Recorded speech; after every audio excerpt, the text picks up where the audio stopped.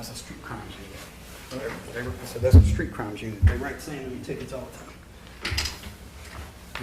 They're bound to know you. Oh, no, they're on purpose. They know exactly what it is. That's why they write them. That's kind of weird.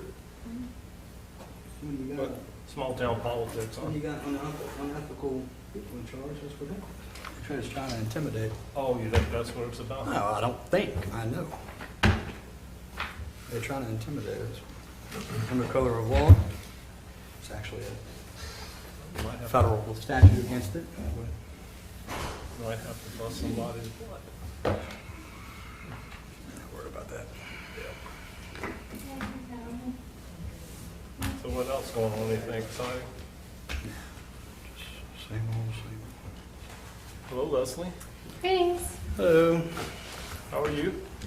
Why are you out there? I don't know where to sit. So Oh, it's pretty much anywhere. Just, I mean, Chris used to sit over there, but it's, I don't have to say, get yeah. my seat. So nah, I mean, Chris used to sit over there, but they're not really assigned. I think everybody just I just want to acts out of know habit. my place, you know? Well, make yourself at home. Okay. They want to create a faux pas. Nobody sits there, you know? How's your family? Everybody? Everybody's doing well. Good. Everybody's doing Is that well. the same thing you emailed us? Yeah, it is. I just thought I'd bring it.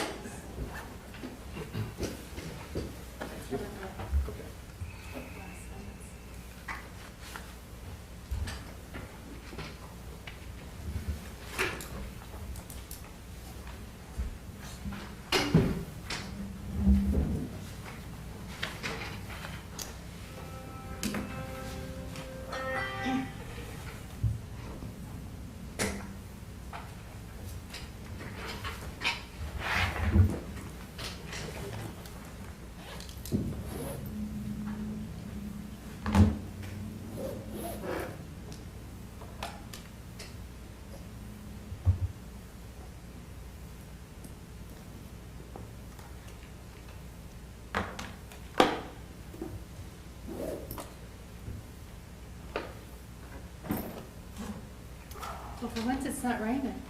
Yeah. It's I early. know what to do with that sunshine. Thinking about planting rice. I think there was an article in the paper today or yesterday that talked about how the amount of rainfall we've gotten, that the rainfall amounts have changed to where FEMA might take note of it and adjust the flood rates. No, That will make them worse? it would make Or it better. worse. No, it would make it worse. Great. It hadn't happened. That was the But somebody's gist talking. of the somebody- article. somebody's talking about it. Yeah. Yeah. So, greetings. Yeah, I will say good morning. Yeah. How are you? Okay.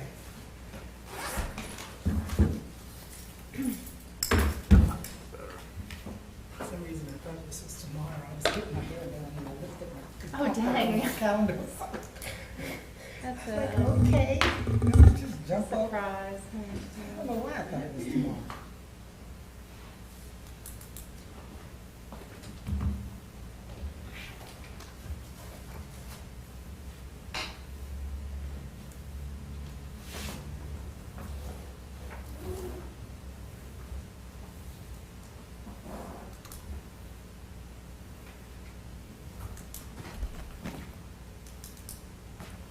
Shame we can't have this meeting outside.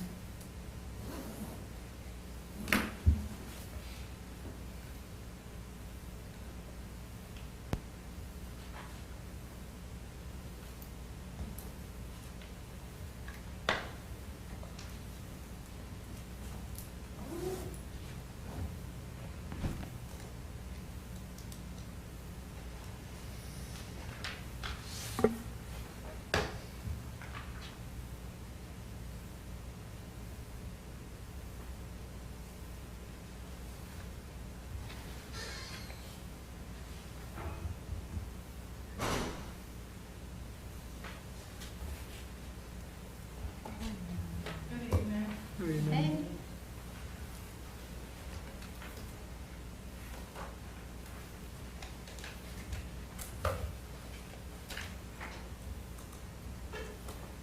Did Lacey ever get you the name of those, Frank? Did Lacey ever get you the name of those people on the various appointments? I sent an email. Remember we wanted to get the various committees that were appointed by the mayor? No, she has not. I sent her an can put that email. on my list. I'll follow up with. I think there is a list that they have. I just thought about it when I was. Yeah, it really should just be on the website, but it's It not. may be, No, well, I don't know, they did redo it. It wasn't the last time I looked for it. Yeah. You know, because the state maintains that list of all the committees and things on their website. I don't- It might be the Commission of Commissions or something.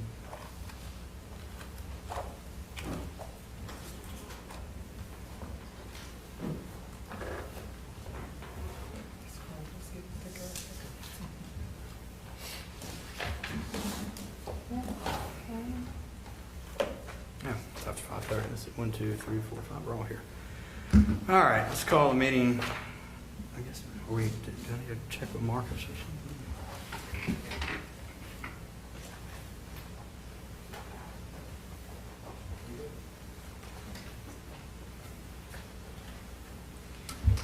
All right, let's call the meeting to order. Leslie, you want to call roll? Arlene Knighton? Here. Nick Gagliano? Here. Should that be Nicholas for the minutes? No, it's Nick. Okay. Yeah. Tracy Wells? Yeah. Frank DiVittorio? Here. Leslie Bowman here. Doug Johnson? Here. All right, old business, March 25th minutes. I'm going to request that those be deferred, Okay. as well as the, well, go ahead. All right. Well, we'll move to table the March 25th minutes to the next meeting.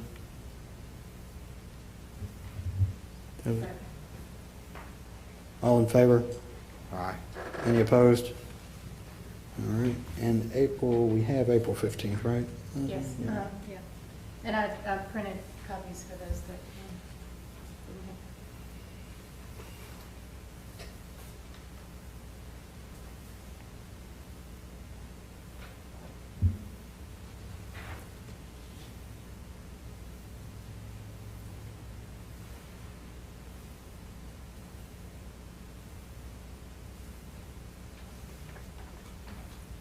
Do we have another meeting set? Hmm? Do we have another meeting set? Yeah, we have like 3 or 4, I think.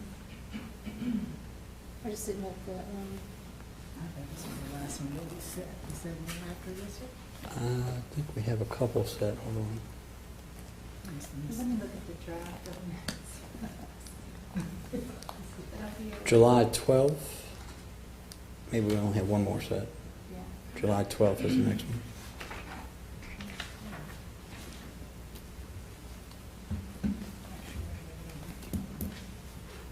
So in the minutes for, we're on the April 15th minutes? Yes, ma'am. Okay. So, line 31. Thank you, Leslie, for running that way. Oh, yeah, wow. It's in regards to the email I had sent, Yeah, and it said that I opined that the Board of Adjustments need not be separated, and I stated may need to be separated. So I don't know if that needs Oh. to be. absolutely, we'll change that. You did, yes, thank you. Line 31. I'll make that change. And also have 2 adjourn times on the last page. Should be separated, maybe. And a copy of your emails on the back as well. As an attachment.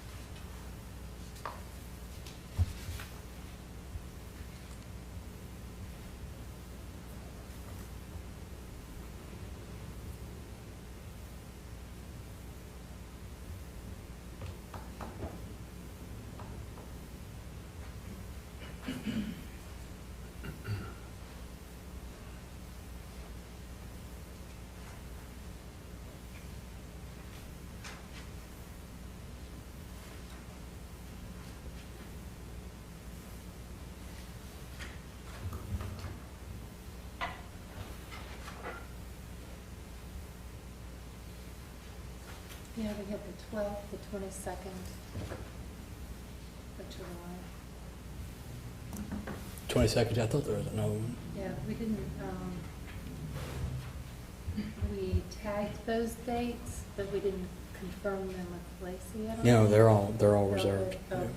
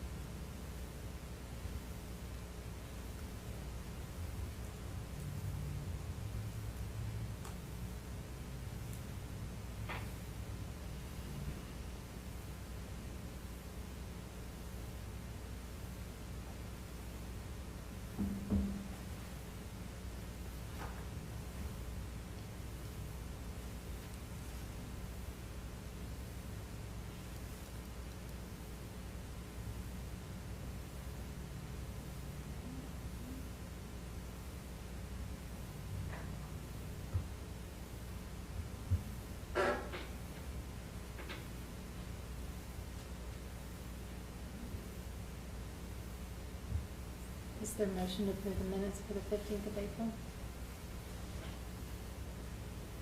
With the corrections. With the corrections, yeah. Is I that don't your know that I motion? can make that motion. That's what I'm Yes, I asking. said okay. Okay, yes, is that your I- motion? All right, a second? I'll second it. All in favor? Aye. Any opposed? Abstain. I wouldn't- Okay. Any And I abstentions? abstained too, Okay. since I wasn't here for that meeting. So, 2 abstentions. All right.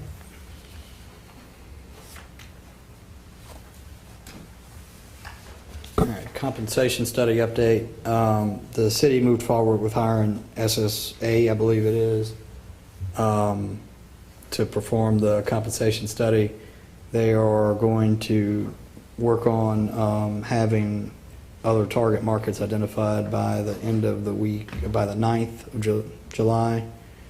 And there'll be a telephone call, I think, with Lacey and I guess we could have, let's see, how many of us are there? 5. We can have one other person on the phone if anybody else wants to join. Just let me know. And they expect to have it completed within a few weeks after that. So what's the purpose of the call on the 9th? They're working on, I think they're trying to determine the kind of relevant market in terms of who else they're looking at. And I think they're going to kind of give us a update as to who they think the relevant market is for input and, I guess, approval, for lack of a better word, before proceeding with the actual study.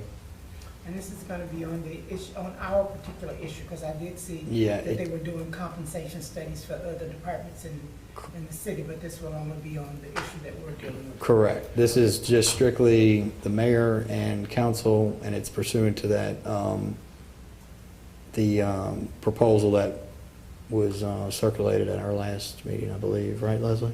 Mhm. Frank, I'd like to bring up just one piece on that. I took over from Chris Broadwater seeking input and called on Dr. Warren Scott. In his conversation with me over 2 periods of time, he enlightened me in that Hammond may be unique in the state in that we're experiencing unparalleled growth. And so the discussion came about as to how do you properly categorize salaries for mayors and city councils, and perhaps looking into a study of sales tax generation would be appropriate, because we serve a 140,000 person market, not just 23,000 people in the city of Hammond. And I thought about that long and hard, and that is the truth. That's what our city is dealt, by virtue of the fact that this is the shopping area, sort of an island between Baton Rouge, Slidell, and New Orleans. So I personally think that perhaps there's wisdom in setting a criteria for what we want, not just an open-ended, what are other cities doing? I think if we target it somewhat based upon wisdom that Dr. Scott offered to us, we might get a better product to offer to the council. So it's just a thought. It doesn't matter to me who the administration chooses. I just was privy to the conversation and thought it had merit. So I'll pass that on to you. I appreciate that, and I guess just maybe I should have elaborated a little further. So I did have a conversation with the representative today, and had some questions of my own about how they were going to identify target markets and things. What were they taking into consideration and whatnot? One of the first things he mentioned was that they look at things like what they refer to as transient populations, people who don't necessarily live here but certainly comprise the city, I guess. In terms of college students that aren't counted in that, people in and out.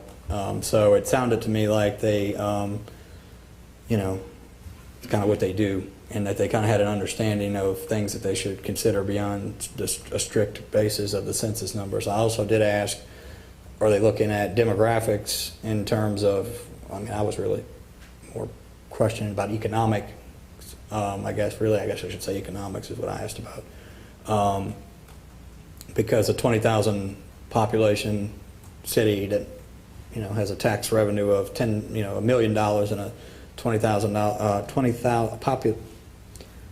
city or any municipality with a population of 20,000 and $1 million revenue is not the same as one with $100 million revenue for whatever reason. And he said, yes, they look at that too. So, it sounded to me like things that the obvious things like people who aren't population and economics were already on their radar and were things that they were going to look at and consider when determining the pool. So did they give you any kind of written document that we could look at to kind of get an idea? Or is that just the purpose of this call? I don't have any written document or communication actually beyond the proposal and the email that we had last time. I guess I was kind of probing more into the mythology and things of that nature just out of curiosity, because you can, what is it, there's the right and the wrong and then statistics or whatever the saying is, but so I was kind of delving into that just off the cuff myself. But no, I don't have anything I can get. I guess the report should have something about their mythology, and I can ask her. I'll ask them for that after the meeting and see if there's any kind of mythology or information I can get that I can share with everybody written. What time is the call on tonight? It's not set. He said that they're going to try to kind of take the first whack at it, so to speak, themselves early that week. Is that next week? Yeah, early next week, and then have a rough idea of what they're thinking by the 9th, and check with us then. Okay. Well, I'd like to be on it if it's possible. Okay. Well, so would I, because this decision or this recommendation to the council is going to last for 10 years. And I've personally known the last 4 mayors and know what they were faced with the infrastructure collapse from, people who live outside the city coming in to shop here and to dine here and to go to church here and all those things. So I guess my point of all this too is there was some discussion about sales tax being floating bonds for debt for certain things with sales tax revenue, and I think we would be missing the boat if we didn't have a clear set of what we're looking for with whoever the vendors are. It doesn't matter to me who they are, but I think we should set a criteria for what we want them to look at and to report to us on. That's my main point. So if it comes to pass that the only way we can get a mayor's salary and a council salary in line with the averages across the state is through use of sales tax, that needs to be learned, I think. Do you think it would be possible, Frank, to set it up as a conference or Zoom call that we can, if anybody, any of the charter members who want to can just call into that call at a particular time, and that way whoever is free and who wants to listen in, they can, set it up as a conference call or something of that nature. They would be able to then ask questions and stuff, and that way it won't be limited to 3 or 4 people. It'll be open to, I don't have any problem at all with that, but it would have to be a public meeting. I mean, it could, maybe, I'm not sure if it could still be Zoom or not. We used it, I mean, we have that here. I mean, we could, it would, if we end up with basically the only asterisk on that is if you want to have it where we can have more, a quorum essentially, it has to qualify as a public meeting, whatever those requirements are. Since our next meeting is the 12th, is that too long to wait to get his response? Then he may, whoever it is, we can ask them to come to the meeting on July 12th, since we already had it set, and then we'd be able to, I mean, it's just 3 days, so that might work better. That way you don't have to go through setting up another meeting, you have to go through all of that. The 12th is already set, it's already going to be a public meeting, and if that person can come in at that time and maybe just give us a report. I don't have any problem with that. I can check on it. And that way we already have it set up, we don't have to change anything.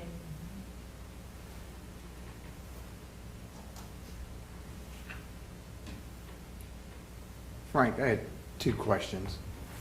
One, is this only Louisiana municipality he's looking at, or is it going to be a little bit broader if there's only 1 or 2 that meet the criteria what Hammond has, population versus revenues? I don't know, I don't know if it's going to be strictly Louisiana, but he did say regional, he's like, we wouldn't take somewhere, we wouldn't take Portland, or something. So I don't know that he didn't nail that down specifically, I didn't ask, but he did mention that, there is going to be some geographic relevance, so it sounded like it could go beyond Louisiana as a sample, but it's not going to go, we're not going to end up with Seattle and Maine or whatever on it. So it could be, for instance, like a Hattiesburg or something. Yeah, it might be South something regional, like something to that effect, I guess. The second thing is this study that we're commissioning or recommend to be commissioned, that's going to go forward regardless of whether the city does there.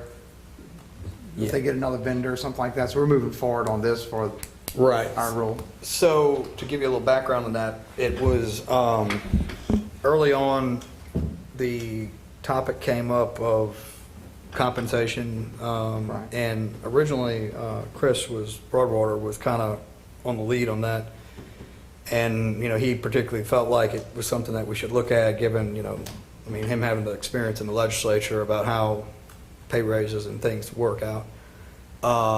So he had taken that, he took that up kind of, maybe I don't know, Doug, were you working with him on that? But anyway, it was Chris's baby, so to speak. And then at some point, he left, and we were kind of getting to the point where it was either, start the process or not, not do it. And so Lacey had given me a list of 3 or 4 professors at Southeastern that somebody, or maybe Chris, I don't know where the list came from. Well, Lacey was involved in it, but I think there was some other, I don't know where she got the list. Anyway, and so I contacted all of them. None of them were able to do it. I asked them for referrals. Nobody, there were some other referrals. So I went through the whole Southeastern kind of pot, I guess, and that dead ended. I asked Lacey for another, who do they use? There's got to be somebody, and she gave me these people, and then I contacted them. And so this was a separate ship sailing in the night, so to speak. Okay. It is the city, actually, and the administration specifically, that hired them, because we don't have any, this committee doesn't have any authority or budget to do that. So they are contracted with the city, not this committee. But it was done under existing consultant money or something Okay. somewhere. And So- then, So we are moving forward. Yeah, yes, we're not- so at this point, so what happened was that they were pretty much the only one that I was able to find. And then after trying, Sure. and then Doug was able to reached out to Dr. Lawrence Scott, who was basically the preeminent economist in the state for years. And so he got a proposal from him, and they just went with the lowest bidder. Okay. But just a piece of that. Chris had some other entities that he tried to see if they were interested in. They were not. Okay. Then he resigned, and so I just picked it up. Right. I had worked on this Judicial Compensation Review Commission for the state, recommending to the legislature judges' salaries for all levels of judges. And Dr. Scott was hired by that group to do southern averages. Okay. And he was a professor at LSU Right, for a right. career.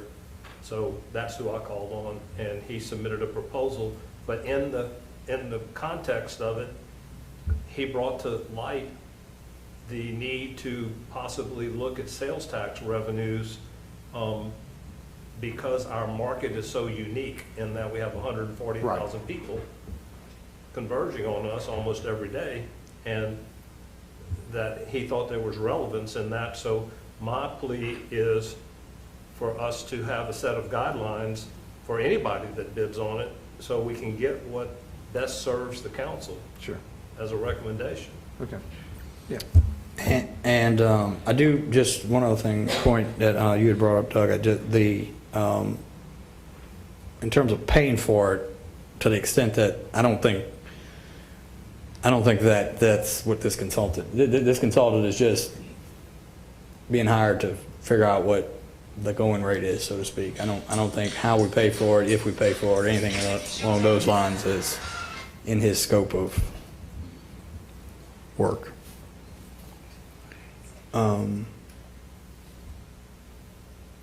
So if there is going to be any communication with the consultant about the different areas that we think they should consider, which they probably already thought about all these things, but it occurs to me that not only do people come here, as Doug said, to worship, but also from the many festivals that we have that DDD generates through Hot August Nights and Starry Nights and there's the Blues Barbecue, that ought to be part of what they hear and about how many people attend, which I don't have any idea what that is. I don't know if anybody really does, but it's certainly. Well, DDD may have. Okay, so. I mean, they're going to have things like they'll have information on, number, in terms of Hot August Night, they'll have information on how many bands or whatever the things is they sell. Probably some revenue information, I think. It's not. I don't think there's any count done because there's no way to. It's not a closed area. It's like it would have to be in that. Yeah. You'd have to have one of those consultants that do those crowd estimates and things, which are because there's no way to count bodies, so to speak.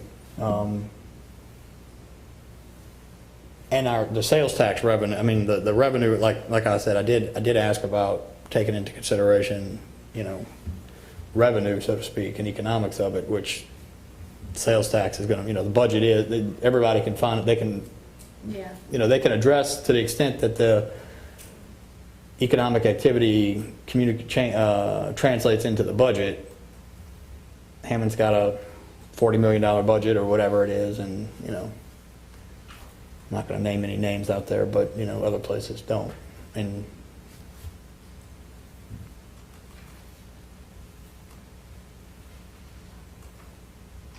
So we're going to try to reach out to have him. yeah, he's going presentation to. on the 12th. He's going to try to reach. Well, he's going to reach out probably later on next week, and when I talk to him, I'll just see if he can. Maybe we can set up one of those so he didn't have to come, because I don't think that was really. But he might come. I'm not sure where he's actually at, to be honest with you. But maybe if nothing else, we can set up one of those Zoom things like they do in here sometimes. for the next meeting. One other piece of it too, Nick, was that we thought it was a good idea, the administration as well as the council members, when it comes to council persons' salaries, mayor salaries, it becomes a political football. And by getting a third-party professional recommendation, it might be more palatable for Sure. passage Right, of right. something like Yeah, that. I saw that on the notes, yeah.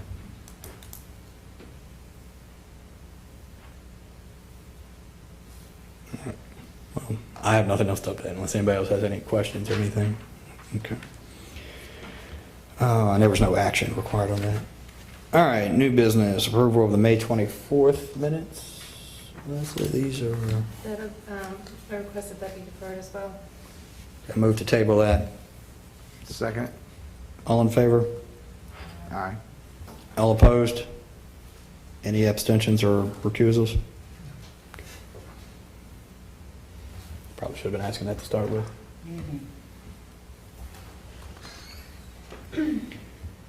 All right. And the topic we have is, it's kind of a narrow one this meeting, specific to possible revisions to Section 4-04 of the Hammond City Charter, which pertains to...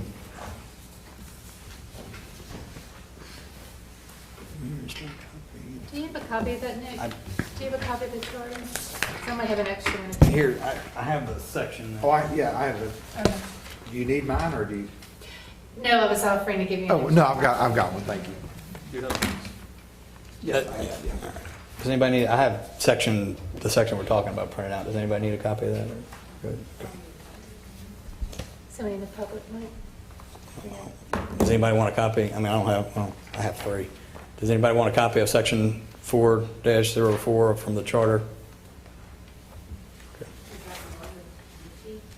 Do what? Yes, it's the police department. It's the police department section in the charter.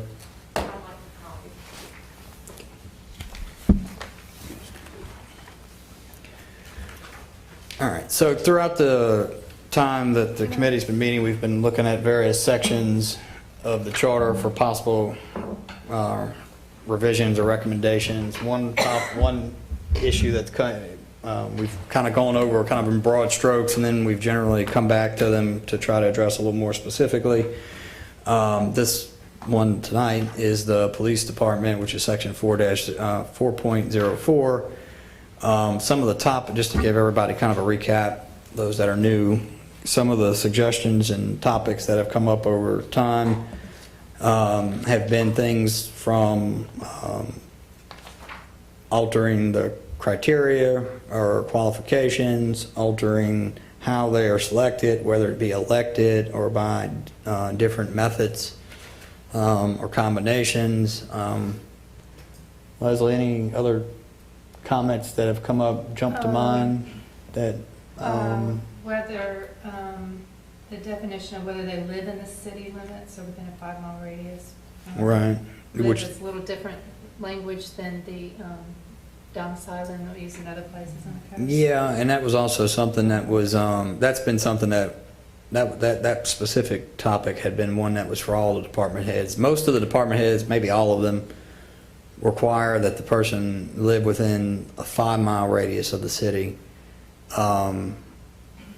including the police chief. There's also, I think the administration had a comment in that there were changes made to the police department section in that originally the police chief was a civil service employee, and that was changed at a time different than the other department head sections were created. And the language is a little different in terms of that the police chief serve at the that the person serve at the pleasure of the mayor, or can be removed at the pleasure. It's just the wording. I mean, I think everyone has assumed that the intent was the same, but I think the wording is a little different. So one of the comments that had been in some of the administration questions, I guess, had been bringing that in line at least with the other department heads in terms of the language. Can't really think There of- were, about section 402, about the city attorney, we had a lot of discussions about whether the council felt like they had enough accessibility to an attorney, and I think we talked about it and concluded that the language seemed like it was okay, that didn't need to be changed. Because the council has the ability to hire its own legal advisor on a case-by-case basis. We talked Wait, what do about you, that for a what do you while. mean? 4.02. This was 4.04. This is, I'm just talking about the police chief. I'm sorry, I thought we were going through the whole. No. This was just the police chief. 4 police Oh. department, All right, well then. 4.04. Yeah, I'm on the wrong page then. I think we covered most of, I think we did. I think we've covered every, we'll get to that at the end, I guess, at some issue in terms of our next meeting. But I think my appreciation is that this is the last topic that was raised in our earlier sessions that was owed a kind of full vetting, so to speak. So if anybody else, like I said, not necessarily now, but at some point before this meeting's over with, if someone thinks I'm mistaken, please point that out to me. No, that's correct. I just recall they had a few speakers who came up in the earlier meetings, and the notes I have is consider election by majority of voters, and I think someone had stated about subject to the council, just repetitive of what you said, Frank. So I think we can just open it up for discussion if there's anything else. Anybody from the public want to speak on this? We can just give our opinion. Yep, it's just, this is yep, I'll just, say my name, address, all that. correct. Christine Monastery, 208 Camellia Avenue, Hammond. Camellia Avenue? Yes, Sorry. ma'am. It's Camellia Avenue. Mhm. And we do have time limits, but we've been very lax with that. I mean, Okay, there's, I'm sorry. it's fine, like I said, there's one or two people here, I mean, unless, like, Right. just be, It's just brief. be My reasonable, opinion you know, is, I think that our police chief should live within the city that he's managing, or she, and I think that it should be an elected position so that he or she may be held accountable by the people. And that's all. I'm sorry, I didn't get your last name. Miss Christine? Monastery. Monastery? Monistere. Got it. And just, if you don't mind, I'm just kind of, what, in terms of making it an elected position or something to that effect, do you have any opinion on what criteria or what qualifications or anything should be considered? I was briefly reading over what you have here on this page. I'm poorly prepared for this, so I apologize. And I don't really, I think that if you've served 30 years on the force, you don't necessarily have to meet all of these things. I think 30 years gives you ample experience, and sometimes I think experience outweighs the education, because if you have the education and you can't implement it, then, you're just kind of book smart, I guess. So I know that sounds kind of lame, but it's true, I mean, sometimes experience outweighs the education of it. There's another municipality, I think it's Baker, but I could be wrong, that has a city and a city court, kind of like we do here. And they've kind of got it combined under some scenario where the marshal actually is elected and serves as the police chief too. Do you have any opinions or feelings on that, if you care to share? I mean, I'm not trying to cross-examine you or anything, but I'm Oh, no, just that's okay. kind I'm of... not really sure why we have a marshal. It's a discussion for another day. Right, okay, so I'm not really sure why we have a marshal, Yeah. or, but, okay, we have him, But, you know, just in terms of electing the police chief, like you have a little bitty town like Independence that elects it. Like, who else appoints in our surrounding area appoints their chief? Well, I will Like, say, I don't know any other city that does that and that's close to us. so just some context to that is, generally speaking, and this is maybe a broad generalization, but for whatever reason, it seems like the larger the city, the larger municipalities tend to have appointed police chiefs, and the smaller ones have elected ones. I don't know where that came from. I don't know why there's You that. can look at Harvey. Harvey has the same amount of population as we do. Like, they might have like 25,000. They don't even have a police department. They solely depend on the sheriff's department. Now, I'm not trying to put everything off on our sheriff's department. You know, I'm sure these men and women are, you know, heavily burdened with the amount of crime that they're dealing with here. To be so small, we have a lot of crime here. It's kind of ungodly, actually. Well, in some cities, you're on, I mean, to your point there are some cities that have, you know, disbanded their police department and depend strictly on the sheriff's office. You know, that's another. I'm not suggesting by any means that we disband our. No, I didn't mean that. I just, okay. we're just, no, I wasn't saying that Yeah, at all. okay. I'm just saying we were I talking. didn't want to be No, misunderstood. no, I didn't think you were saying that, and I was not saying that. But I'm just talking about different, you know, there's, like I said, there's the appointed chiefs, there's the elected chief, there's at least one that uses, you know, the marshal as an elected person that also serves as the police chief. There are some cities that have disbanded police chief departments. You know, I don't not advocating on any of these, Gotcha. but I'm just, we're kind of, the point of these meetings are basically discussions Right, okay. and feedback. One point on the marshal's office, we have a district court in Hammond, the 7th Ward District Court that serves Ponchatoula and Hammond. They're required to serve warrants. They also provide security for the court. So it's kind of unusual. The rest of the parish, you go to a meet to go to court. You go to Hammond for our city court. So I think that's one of the reasons the evolution of the marshal's office came about. And as far as the police chief goes, let me ask you this. Sure. I think we had the city attorney speak to us once about that topic in general discussion. And he just said, you know, basically the people elect the mayor. So if the mayor appoints a chief of police, the people have appointed him to run the city. So how does that sit with you? I'm just curious. Well, not everybody in the city voted for the mayor. So you have those that oppose that and who would certainly oppose his appointment of a chief.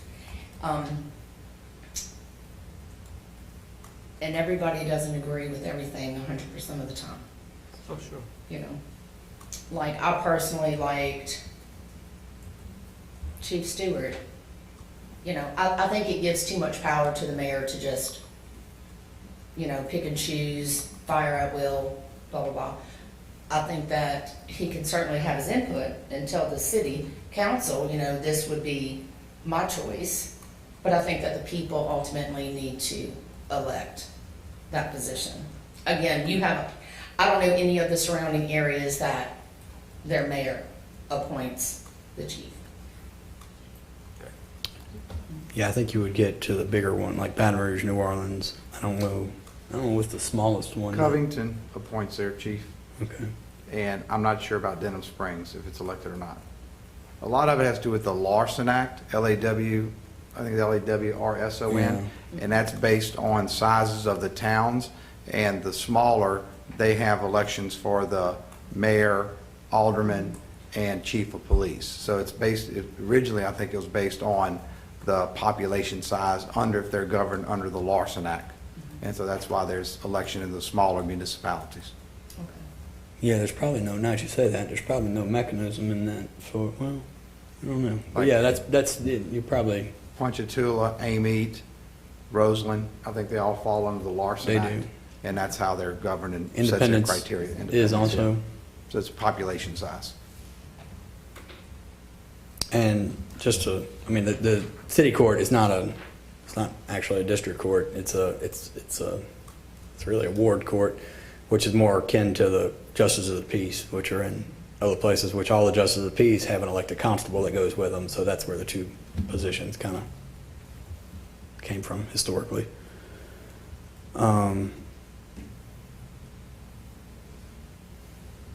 Anything else? Okay, thank you. Thank you for coming.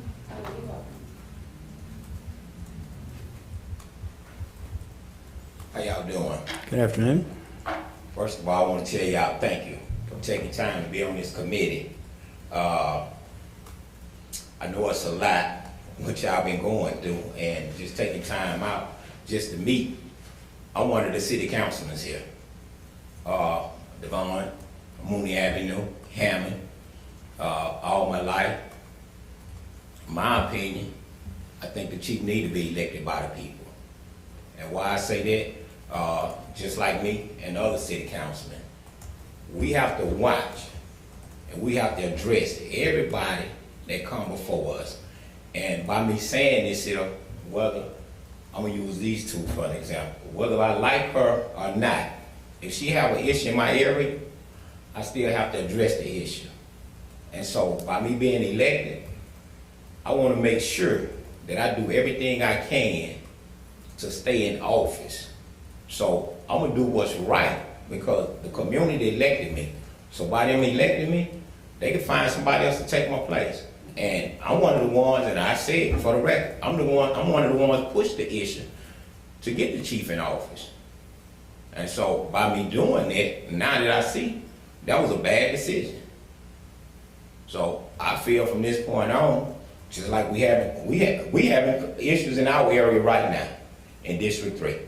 And so, and this is what I've been going through, and this is what I'm hearing all the time. You know, we got citizens that's scared to come to this meeting, let alone the council meeting, because you know what? Retaliation. And the problem is, we can sit there quick to say, well, no, ain't nobody gonna do you nothing, ain't nobody gonna do you nothing. You know, I can sit there and say this stuff 4, 5 times.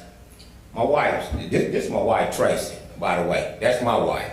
So she can sit there and tell you, every time I get stopped by the police, we on the phone, tail light, brake light, out too late at night.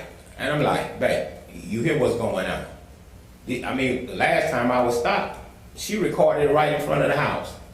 And I'm like, this how real it is. And so me, and I'll be honest with you, and y'all might not want me to say it, by me being black, I'm scared every day. I'm scared every day. Every time the police stop me, and we know this here, and I'm just gonna be real. Every time the police stop a black man, you know how scared he is? Whether he done something wrong or right, he's scared. Because guess what? That could be the last time he see his life. So we can sit here and act like ain't nothing wrong, but guess what? It's something real, and it's something wrong. So as of right now, honestly, I've never been so scared in my life before until I became a city councilor. Never had an issue with the police. I've been arrested, anything you name, I've done it, and not shame of it. But now, since I became a city councilor, I'm scared as hell of the police department. I am. It don't make sense for me to be this scared every time I get in my car. I can't call Uber, I can't call Lyft. What sense do it make for me to be scared when we got insurance, we got registration, driving license, up to date, you know, and when we look, you know, the real criminals out there and what's going on. So that's why I say if he's elected, and one thing I say, and I always use this example, Ponchatoula. I love Ponchatoula for the simple fact the chief and the mayor don't get along. And guess what? And the chief sat there, voted against the mayor, and the chief won his election, and the current mayor they have won their election. And you know what? I mean, but they still got to work together. And that's a good thing about it, versus she have to tell me what to do, you know? And like she said about Stewart, it's amazing how we never heard nothing bad about Stewart. And all of a sudden now, Stewart is the worst chief it was. You know what was going on? You know, and I know y'all don't want to know what was going on. Stewart wasn't going to report to him every time he arrests somebody. You know, and the biggest problem Stewart had that y'all don't want to know, you know what Stewart was doing? DUIs. He was getting DUIs from downtown. No. You don't supposed to mess with downtown. You supposed to mess with District 3, District 4, District 6. You supposed to mess with everybody except downtown. And that was the biggest problem. The DUIs was coming from downtown. What downtown had? A lot of bar rooms, a lot of clubs. I own a club. And I tell people, I don't have nothing to do when you get on that street. And I'm saying this here because, you know, my wife, she get on me. We all live in different worlds. My world wants the same treatment just like downtown wants the same treatment. So if I done something wrong, if I'm doing something wrong, I'm not gonna fight, I'm not gonna kick it. Like I tell everybody, if I go to jail, I should go for that night and they should be letting me out that night. Because you know why I'm saying this here? That's how small they gonna be. But you know what? Hell, I'm taking a chance of getting killed just by being in my car. And when they stop me, she'll tell you, this ain't no 1 or 2 police. That's right. It's the undercovers, it's the narcotic. And when they stop me, it's always 3 or 4 police. But guess what I hear all the time? We got a shortage. We got a shortage of police. Hell, I know you do, because all of them behind me. That's right. So it's gonna be a shortage. So I'm just voicing my opinion, and I couldn't hold it. My wife said, tell people come to the meeting. I say, for what? If they come to the meeting, hell, they taking a chance of going home. That's right. That's what they scared of. And so that's my opinion. That's why I say it need to be an elected position. And I won't make that mistake no more by voting for a chief. Let the people vote for him. And it just won't be me. Y'all have any questions for me? Thank you. I do. So since we've been talking about this issue, there have been several suggestions that were raised. One is that the council has more input into who the police chief would be. Another was to have an independent, I guess you'd maybe call it a committee or an advisory council that complaints could be brought to that would be investigated or reviewed independently. I'm not saying that electing the police chief or not is the right way. I'm just looking for other options to see if there's any other, if you have any other thoughts about that. Well. So, yeah, we'll talk about it. Well, I think a committee would be good. But the only thing about it, the committees they have now, look what take place. And right now, you know the issue that I deal with all the time? Police complaining. Police are complaining about the chief. Yeah, I'm saying this is one of the issues I'm dealing with now. And so they come to me telling me, but you know what I tell them? Go to the city council. Make the announcement known in the city council. And guess what happened to the complaints right now? In the trash. Yeah. I'm talking about these police is coming to me now. And so apparently, why are they coming to me? Because you know why they come to me? They know I'm gonna speak about it. But I tell them, you know what? And she get on me. You know, Devon, you can't keep fighting for everybody. You can't keep fighting for everybody. So you know what? You're right.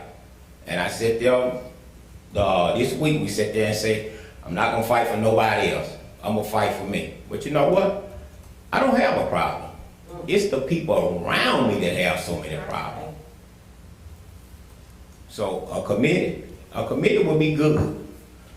Who gonna make the committee? Who gonna pick the committee? And I'm saying this here, you know what? And it might not be right. You know, he picked the committee. He picked the committee. He picked the committee. You picked the committee. She picked the committee. She picked the committee. You know, how I know you're gonna be fair? And I'm saying this and I mean this here. Just because somebody look like me, that don't mean they on my team. That's right. Just because somebody look like you, that don't mean they on my team. That's right. And I'm saying this here, this is what we go through every day. And I tell people, you know, the bubbles, the real world, I'm in a real world. And I stay in a real world that we know crime take place every day. That's right. I don't stay in a place where we got security, a gated community. I don't stay in that community. I stay in a community where we see things, just crime. Prime example, we deal with crime every day. That's the community that I stay in. Mooney Park, just in case y'all don't know, I'm the one stay by Mooney Park. I'm District 3. I'm the one holler about the shooting. I'm the one talks about it, the police being in the area. Everything I talk about, guess what? For 2 weeks, they came there. And you know what that was for? For the budget. The budget over with now. So we ain't gonna see the police no more. And when I voted for the police, you know what I was looking for? A community police. Where the police can come to the community. And this is what I asked for. You know, the chief and I talked. It was a good talk. Everything was good. Everything he said he gonna do, guess what? How long it's been? Since he been in office? Yeah, well, we don't know. But ever since he been there, yet one new cop come did community policing. And you know why he did that? He was trained by a black police officer. That's why. He came out there, a young white guy, came out there, played basketball with the kids. And if you do that, that'll make the community feel safe being around the police. Because guess what? And I tell people this here, they shooting in my neighborhood now. Just think when they get tired of shooting in my neighborhood, what other neighborhoods they gonna go to and start shooting? That's what I'm afraid of. Well, I feel your pain, and I'm a native too. I grew up here. My wife grew up in that big house on the corner there, 11 kids, and her dad was chief of police back in the 1930s. So I grew up in this town and have experienced everything that you have, and probably more, because I'm 67. I'm an old guy.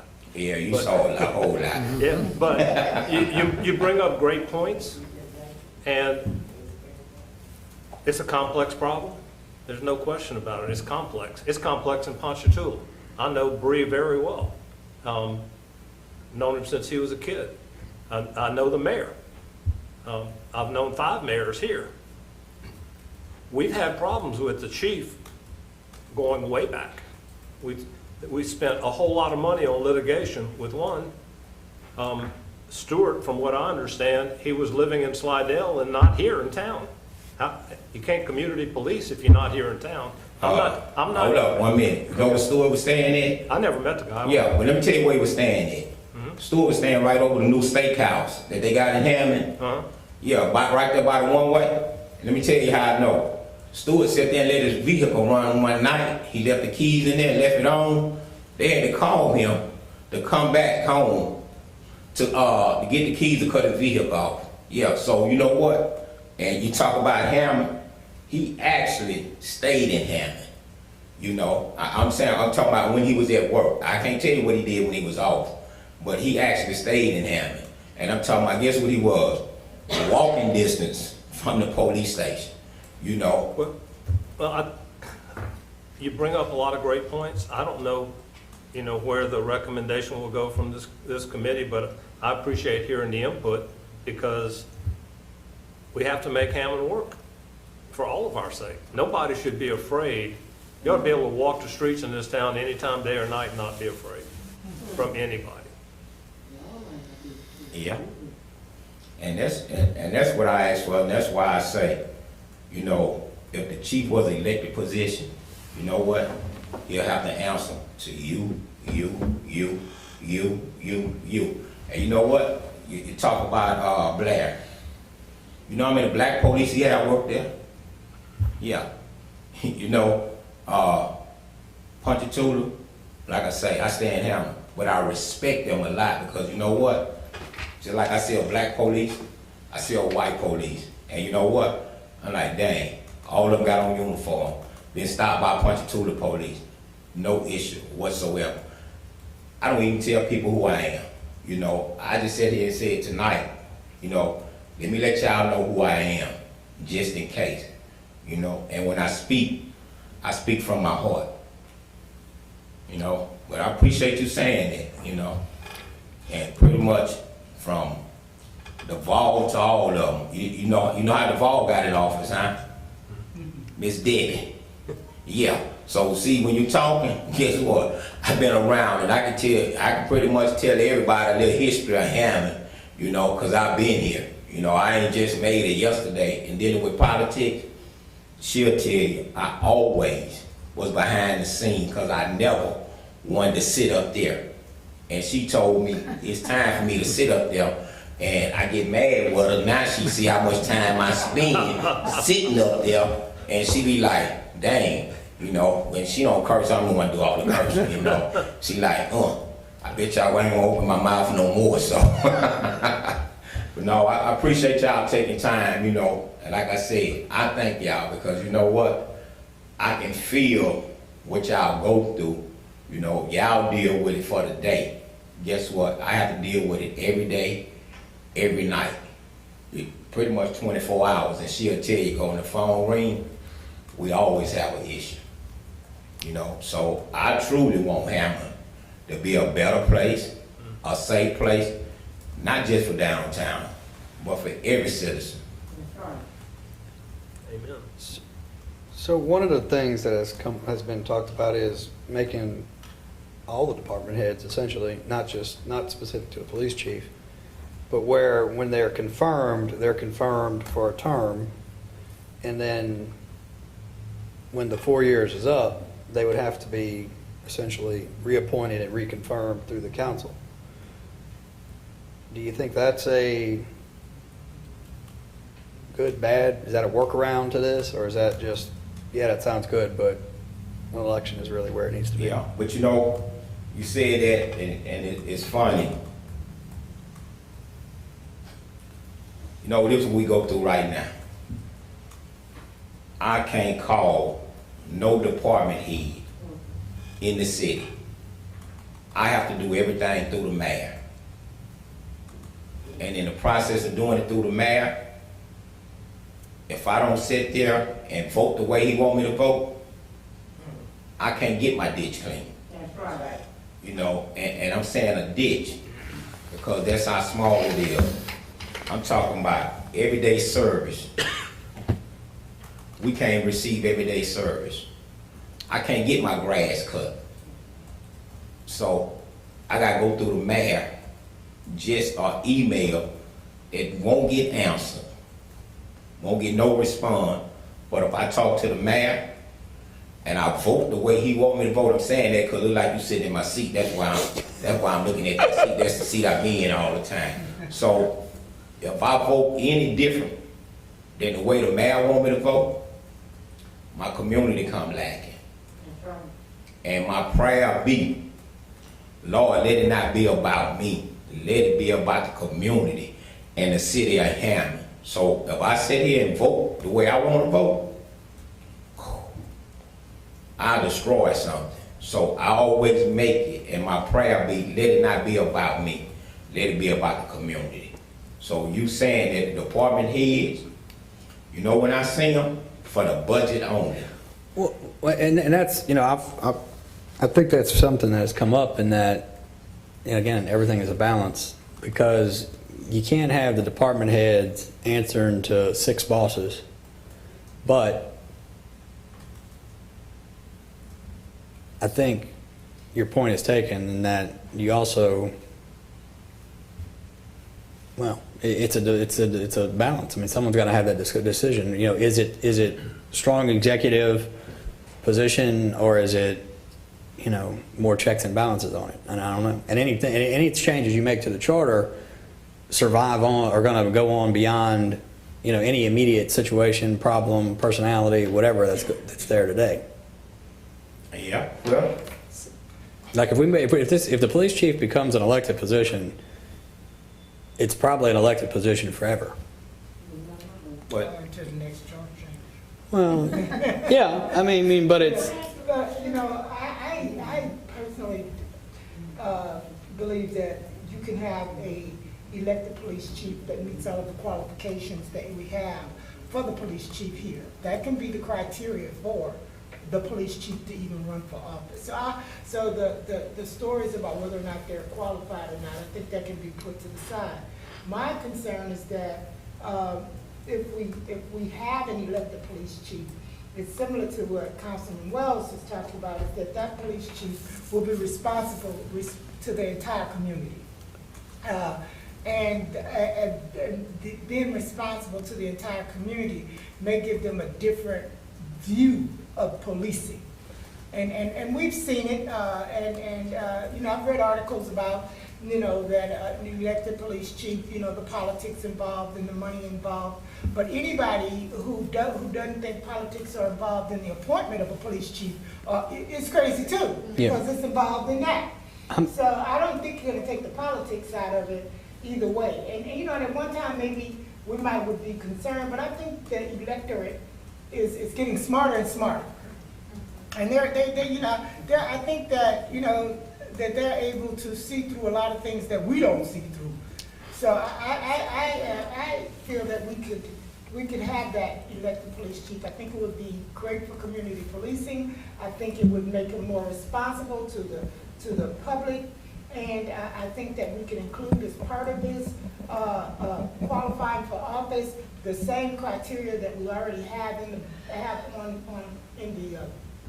the book, in the charter. And so I don't see that having the mayor appoint him versus having the citizens elect him, if we're talking about a qualified person. The only issue seems to me is the difference in who has the power. You know, does the mayor have the power or does the people have the power? And I understand what you're talking about, a strong mayor or strong leadership type of government. And generally in cases that may work. But I think that because of the nature of the police chief, his role in the community, his role in assisting the community where people don't, you know, and even though, you know, as I told somebody before, was that I had to tell my son exactly how to act if he's stopped by the police. I had to tell him, do not talk back, even if you're wrong, even if they're wrong. Do not even tell them that your mama is a lawyer. You know, just do whatever they tell you to do. I said, because if you come home alive, we can handle the issue. But if you're killed, then you're dead. You see what I'm saying? And I had to tell my husband, who keeps his wallet, I'm just going to tell you the truth of the matter. He keeps his wallet in his glove compartment. And I had to tell him, you can't do that. Because if you reach for your driver's license in your glove compartment, I could be burying you. And I had to have that conversation. And so I understand the concern of the community when it comes to, you know, having a police chief that's elected, who may in fact, I think of the police chief as the leader of the police department. So what his goals, his insights, his input should be the most effective thing that department has. And if his goals, his insights, and his input is more toward fair and community policing and making sure that the citizens of the area feel safe, and making sure that the community knows that if they have a complaint that he's willing to listen, making sure that all of those things are part of him, that will affect the people that he has. And I know police and civil service, and there's a lot of things in there, but there are even some grounds under civil service and through Louisiana State Police that we usually don't use, but they exist in the law to where those police officers can be held accountable. We just don't use them, but they exist.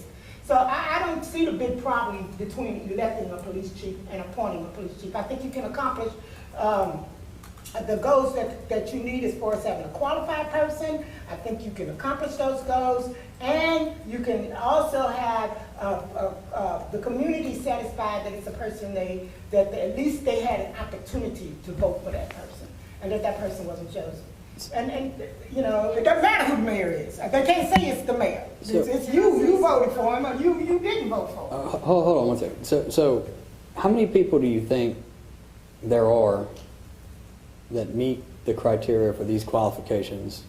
I don't care if it's just one. At least he'd be elected. Well, he's not. But if there's just one, he's not elected. If there's just one. Isn't he on the ballot anyway? No.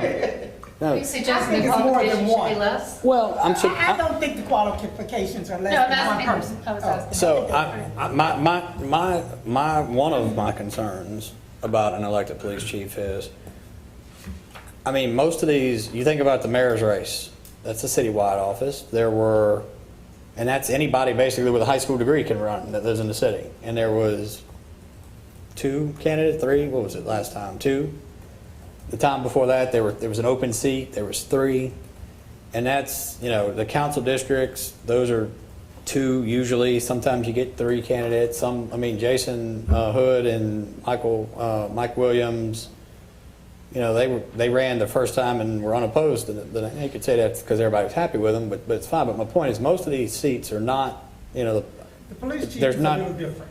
well, The police chief Bree, is a little different. did Bree have anybody run against him last time? I think he did. Yeah, he did. Yeah. Okay. Jesse Wilson had ran against him. This one got appointed. Yeah. Yeah, but Frank- applying for the job to be appointed is a little different. So my point though is just that, you've got this criteria here, but at the end of the day, I don't know, and I don't know. That's why I'm just saying, just think about this before we go down that road. Because if you really, so you got law enforcement experience, all that stuff. Okay, so you got to find how many people are actually even qualify under this criteria for the position. And this is not the criteria for Ponchatoula's police chief. No, and And I to think that piggyback that's on not what you're saying right our now, that thought, position. there was a point in time, I don't remember who it was before Stewart. There was a point in time where they had to go outside the community because they didn't get anybody that had the qualifications to run for the office. You talking I about remember Ponchatoula? that. You talking about That's- Ponchatoula? It's been 20, 25 years. Hammond. Huh? I see you talking about Hammond. Hammond or Yeah, Ponchatoula police Hammond. chief? Okay. Hammond. I'm talking about Hammond. Appointed 2, 3, 4 years ago, however long he's been there were people outside of the community that applied for that position. Right. Yes. They were willing But- to move. But they wouldn't, but that's my point. Those people wouldn't qualify to run for, if you use this criteria that's here, That's- those people would not qualify. You're limited to, you got 2 sets of limitations there. You've got the actual objective qualifications to mean experience, education, whatever that your criteria is. You've got your geographic criteria, and then you've got your actual just plain electability. Not everybody, no one's ever happy with their elected officials, sorry. But, how much time is spent complaining about elected officials? So, for whatever, Official, there's an end in Well, sight. For whatever- I think that's not our There's an concern end in right sight. now as With to, the chief of police, as there's to, no end in to, sight with this mess. as to, It's endless. as to whether or not that person is appointed or elected. Because I think that if we have an elected police chief and there are no candidates for that job, then we don't have any candidates for that job. We would have to find something else to do. A person would have to be appointed to until such time as an election can be held. So I don't think I don't want to get off get off into whether or not, a person would move from Baton Rouge. There may be people who would be interested in this job who would move from Baton Rouge and come to Hammond. but they're not getting elected. Someone that pops in from Baton Rouge isn't electable But right off the they bat. That's might what, be, that's because we have appointed. But that doesn't say No, that no, we move if we have elected. Well- people who, generally speaking, people who show up in any jurisdiction are not going to be able to get elected right off the bat. You've got to have there's a base or whatever you need to get there. And all I'm saying is, I'm not arguing against it. I'm saying if the goal is, everyone's saying the goal is accountability to the people, I believe, if I'm stating that correctly. My question is does making it an electable position accomplish that goal, or is there a better way to make it more accountable to the people, or at least a broader section of the people? I think there's an element that I witnessed with Brooks Robinson when he was chief of police. Community policing, that was the answer for this community back in the day when I was 16, 18 years old. If I got stopped by a cop coming home from bussing tables at Murphy Seafood, whoever was on duty at the police station would call your father. And by the time you got home, you had more trouble than any judge could put on you. And that's how it worked. That's how it works. Right, in your house like that. So we can't put that. I'm 65 years old, so I have a different view of the police when I was 16. I understand, but my point is perhaps what we need to have is a committee that sets the criteria for the police chief. We want community policing. If you're not willing to give our community policing, you can't run. Set a criteria for what we're looking for, So Frank, what makes and then make them accountable. what makes you think that they wouldn't have people to meet this qualification? Well, I just think this is, so, okay, when you look at these pools, this is where the thing I'm looking at. So, okay, you only got 20,000, you got 20, do what? Can I sit down? Oh, sure. Okay. You've got 20,000, roughly 20,000 residents is your pool. That's, you know, I think it's Chil- 23,000. 23,000. It's probably a little more than that with this census, but, you know, let's call it 25,000. That's counting every body, every human body, essentially. So that's children, that's people, retired people, whatever. So you got a working population there probably, and I may be off a little bit here, but I'm just, you know, let's say it's 10,000. You know, you keep whittling this number down, and like I said, what I look at is you got offices that are basically open to anyone with a high school degree. You can run for it, and you may have 2 candidates. You may not have even 2 candidates. This one, you've whittled it down to law enforcement experience, lives in the city, something else, you know, these other things. You can't have so you basically are at probably the police department, but if you're a policeman and you want this job, you're civil service, so you can't run while you're civil service, so you have to retire or resign or whatever. So now you got to have policemen who are willing to not be a policeman anymore if they don't win. There are some law enforcement people. In fact, I think one of them may have applied for the job you were talking about, who is law enforcement, who does live in the city, but I think works outside of the city. So is he able to, I don't know if he's civil service or not. I don't know if he can run for that. Can he, you know, I don't know what ability to run a race in the city he has. I mean, because let's just face it, getting elected is not just well, I've got the best resume, so elect me. That's not how elections work. I mean, in the real world. I mean, you know, it's not just what's your ACT score and that's how they're decided. So it's another skill, an important skill, is being electable. Right, Nick? And so, hold on, and so my point is that not only does the person who gets elected has to have the law enforcement skills, the public relations skills, these other skills, but they have to have the electability skill. And I don't have anything scientific to base this on, but I'm not even necessarily 100% opposed to anything. I don't have a position yet on this.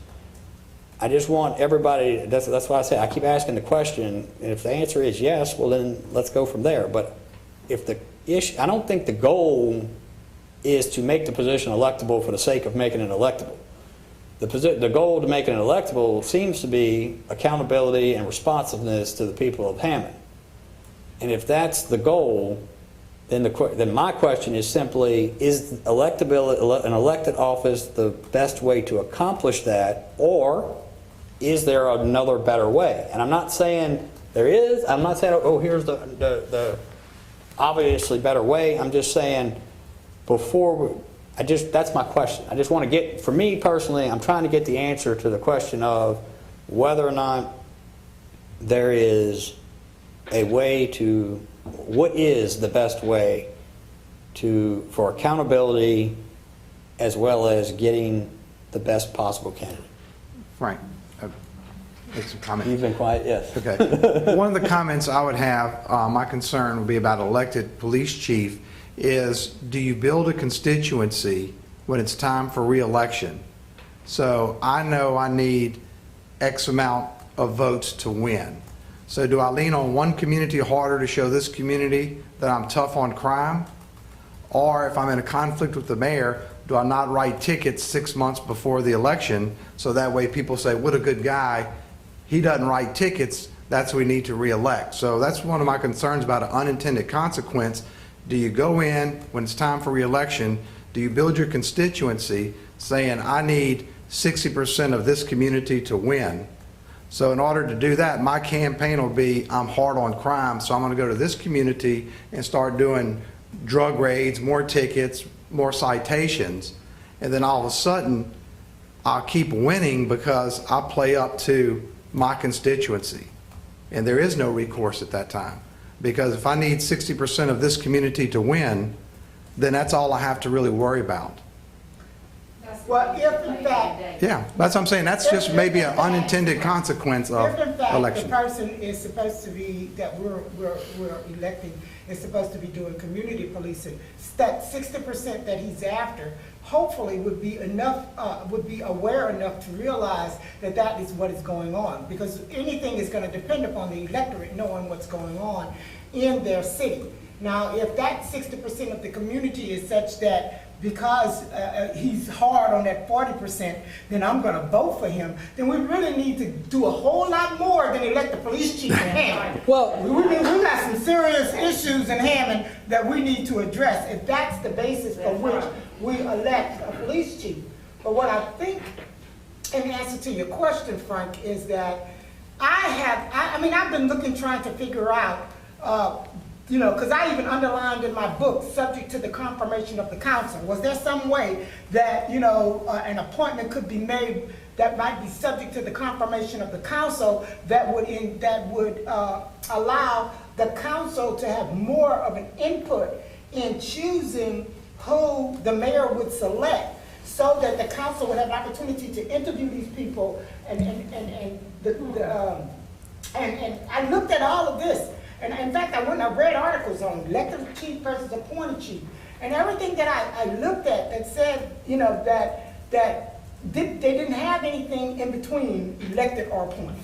well, and So that was the balancing act, elected or appointed. And there were pros for appointed and cons, and pros for elected and cons. But in my reading, I just felt that an elected police chief is more responsive to the community, especially in a strong leadership thing that you're talking about, because a strong leadership type of government that police chief is going to respond more to what the mayor. right.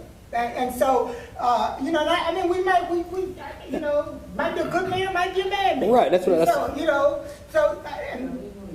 and so I just don't know. I actually looked at, what about subject to the confirmation of the council? Well, are you gonna give the council the power to make, that the mayor has to come to the council with his 5 names, and then the council gets to look at these 5 names and say, we like this one and that one, and then the mayor has to choose? Right. And then the mayor's gonna say, you're taking my choices away from me by giving the council the right to do, so. Yeah. Well, I really did look at it. well, you started with, you know, the mayor making the appointment. And I'm not, again, we need to take the current personalities and people out of this, but making all of them, chief and everybody. But if you start it, but there's nothing that says, well, other than the charter, that says that you have to start with a nomination from the mayor. It could be that the council could be in charge of the process more, where you've got 5 people and you need 3, so you actually need a different constituency.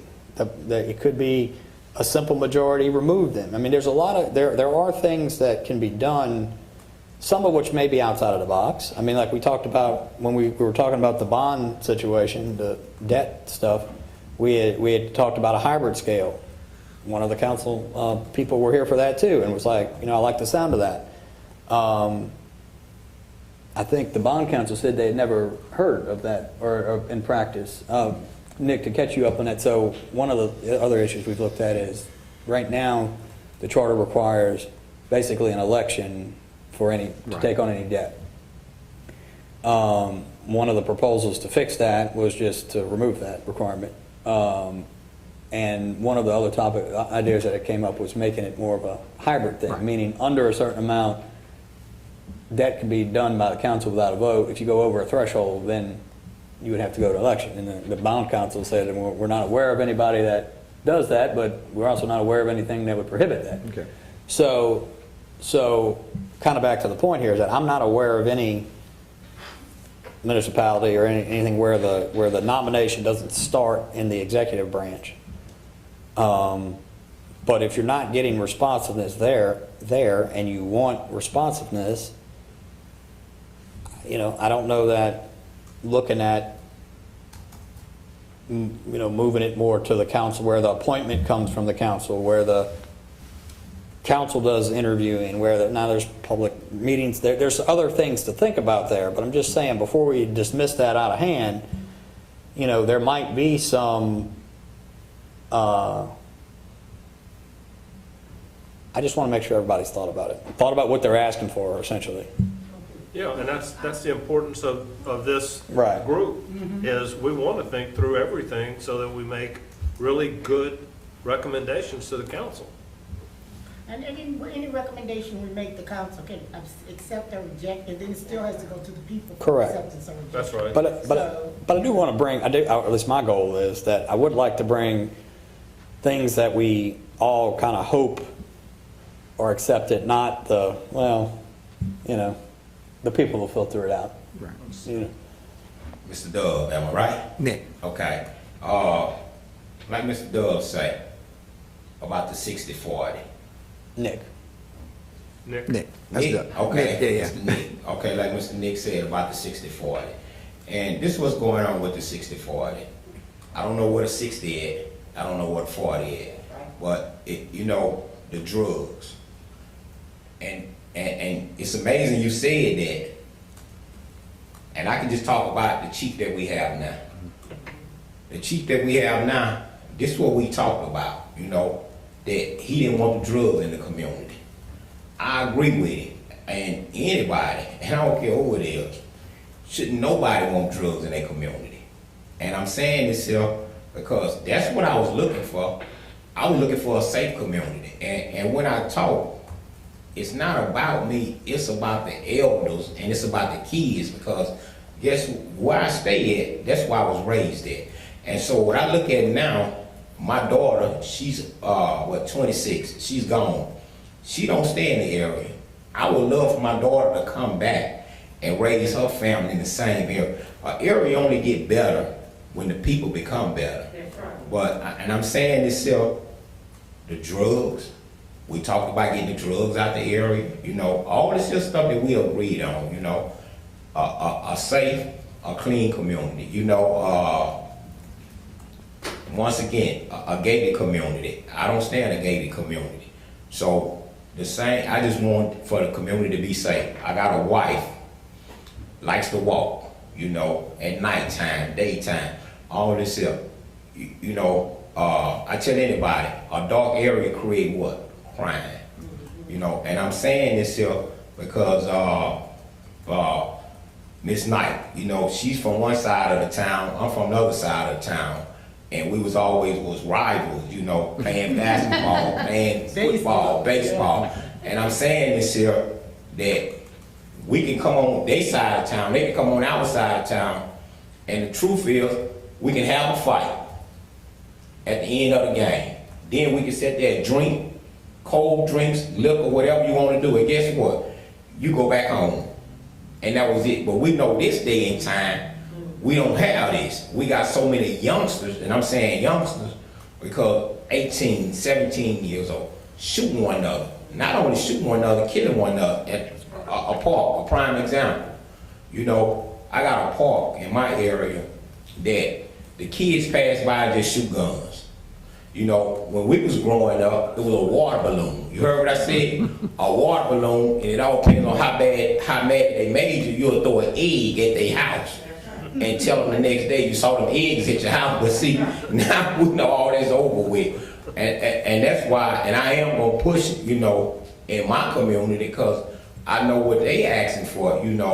I would love for a chief to be elected, because you know what? We can sit here and a chief don't have to sit here and talk to me. He talk to the community, because guess what? Every day I'm not going to be here. And I know every day they'll never have nobody else like me. So I would love for a chief, the mayor, come talk to the community, because that's what'll make a community better. you know, and we know by the election, you know, whoever put out the most money, I know y'all don't want to hear this, whoever put out the most money, that's who win. You know, the mayor position, I'm gonna sit here and say this here, you might not want to hear it. The reason we got the mayor we got now because the salary is so low.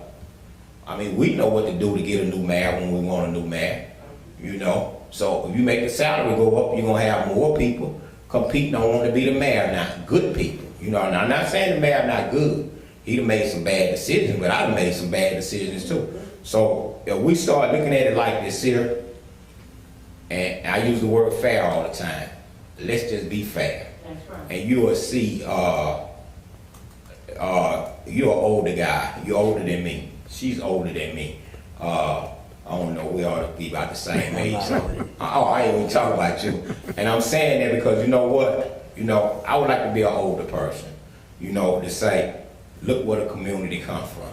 You know, look at the changes that little old Hammond made, you know, that's trying to make Hammond a better place because Miss Knight, I know her mother, you know, she's an older lady and I would love to be her age and going out there messing with my flowers and don't have to worry about this and that. So the drugs.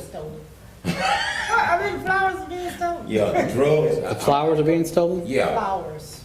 So the drugs and stuff, I'm talking about everybody, you know. And I tell people this here, I don't knock what you do. What you do is your business. Just don't let your business become mine. So the drugs, everything, you know, we want a safe community. You know, so whatever it takes, and that's why I say about elected.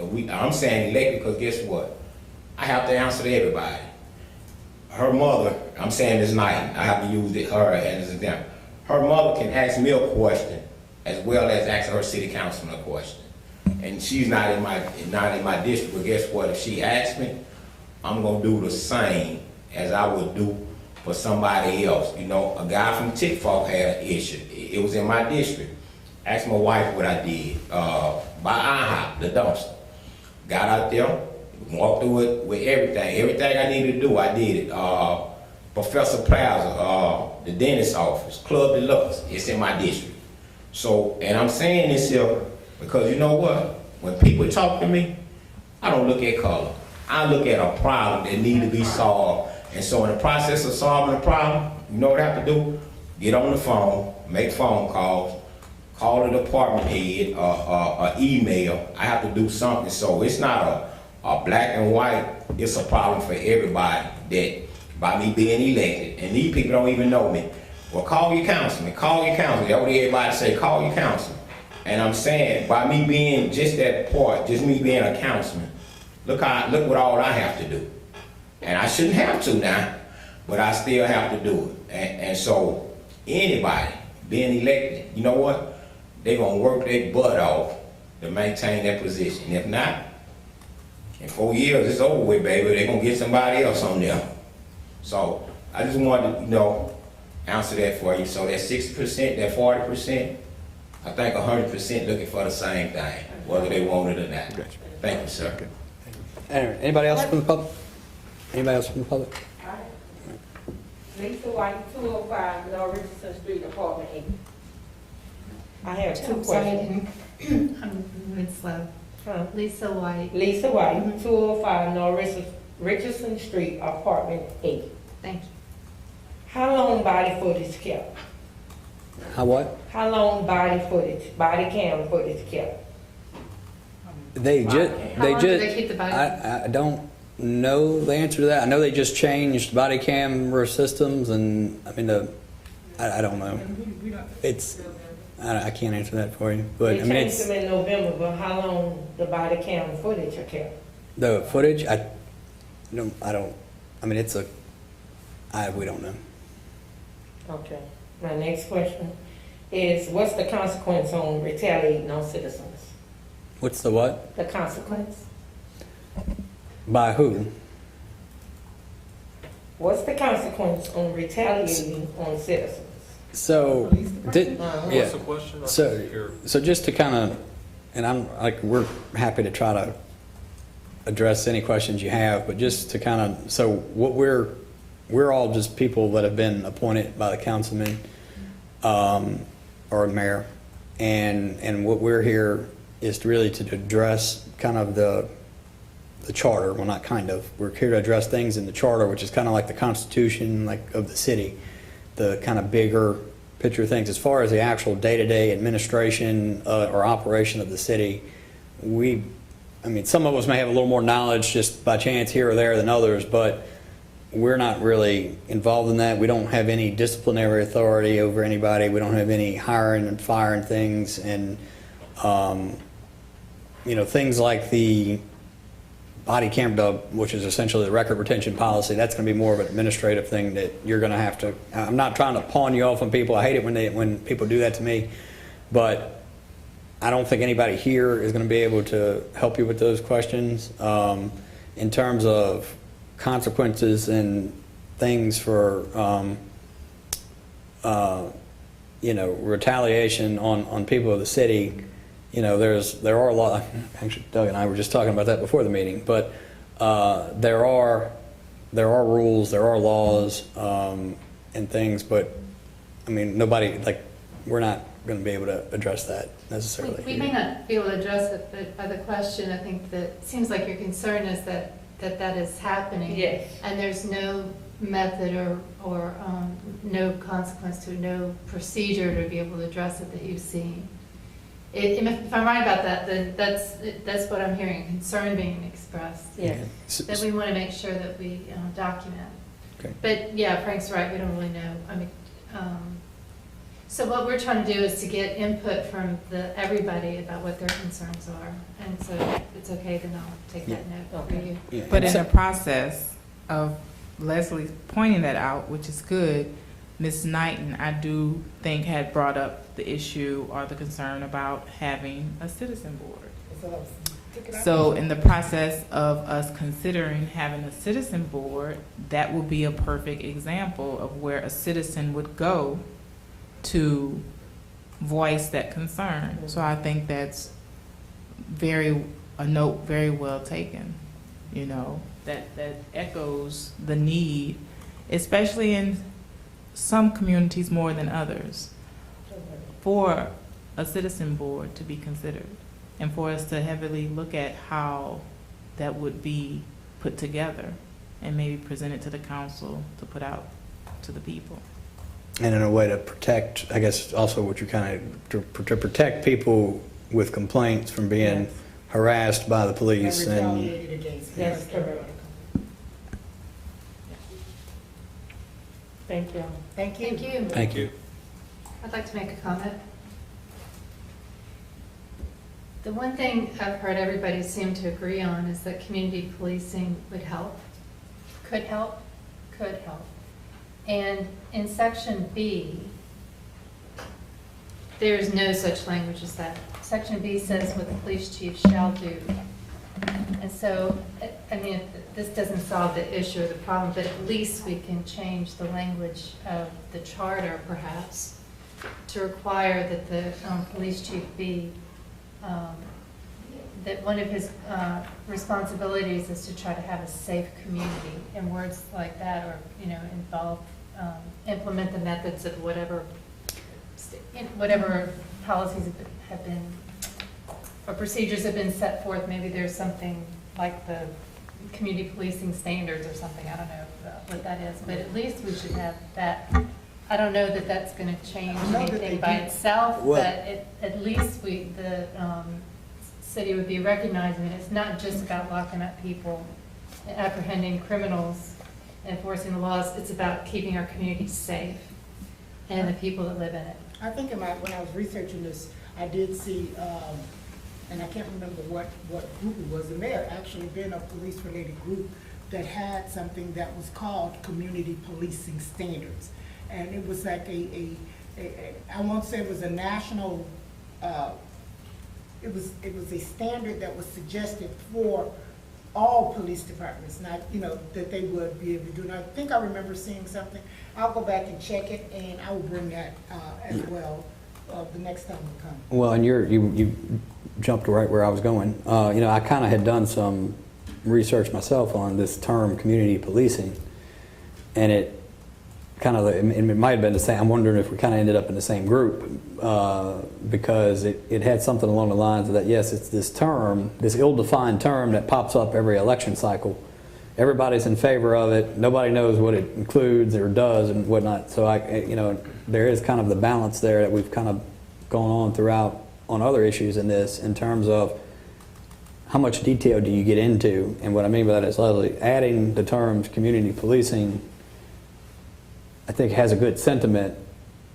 I don't know that maybe we need to, if we do that, we may also need to kind of explain more along the lines of, As per such and such. yeah, or something. And then, even if that is kind of getting into the details, maybe more Louisiana than. State Police, we should look to see, they may have community policing standards, I've never looked. Mm-hmm. But,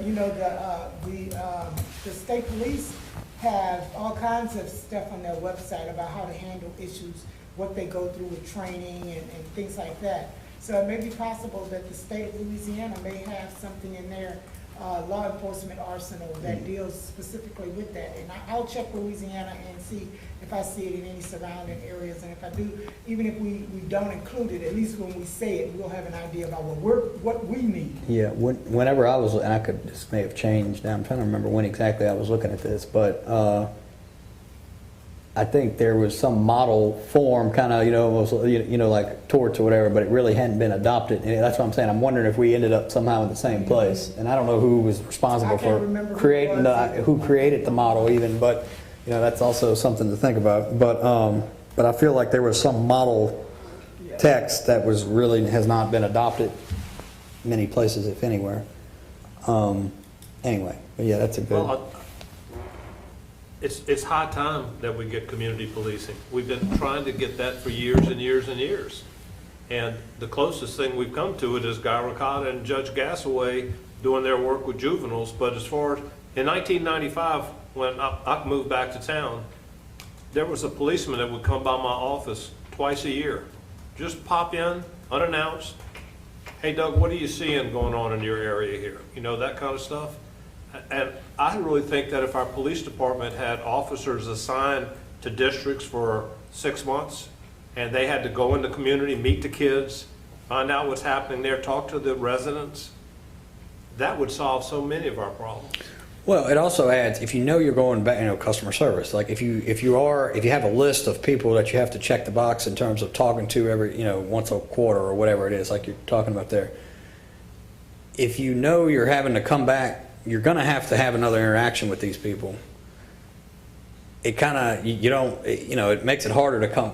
Nobody wants to come back and tell them, oh, yeah, when you called me for whatever happened, well, we haven't done anything yet. Or we didn't do anything. It does kind of create it does create some incentive. In the weeds of it though, because we're not, as the police chief, should be able to figure these things out and make recommendations about what needs to be done. But I think that, that's why that cycles back to kind of the point that keeps coming up in terms of accountability. Like who is the chief accountable to? Not this chief, the chief position, accountable to, and how do you make it accountable so that no matter who the specific people are, no matter who's the mayor, who's the chief, who's the council, that accountability and priority stays a priority? Well, one way to do it is to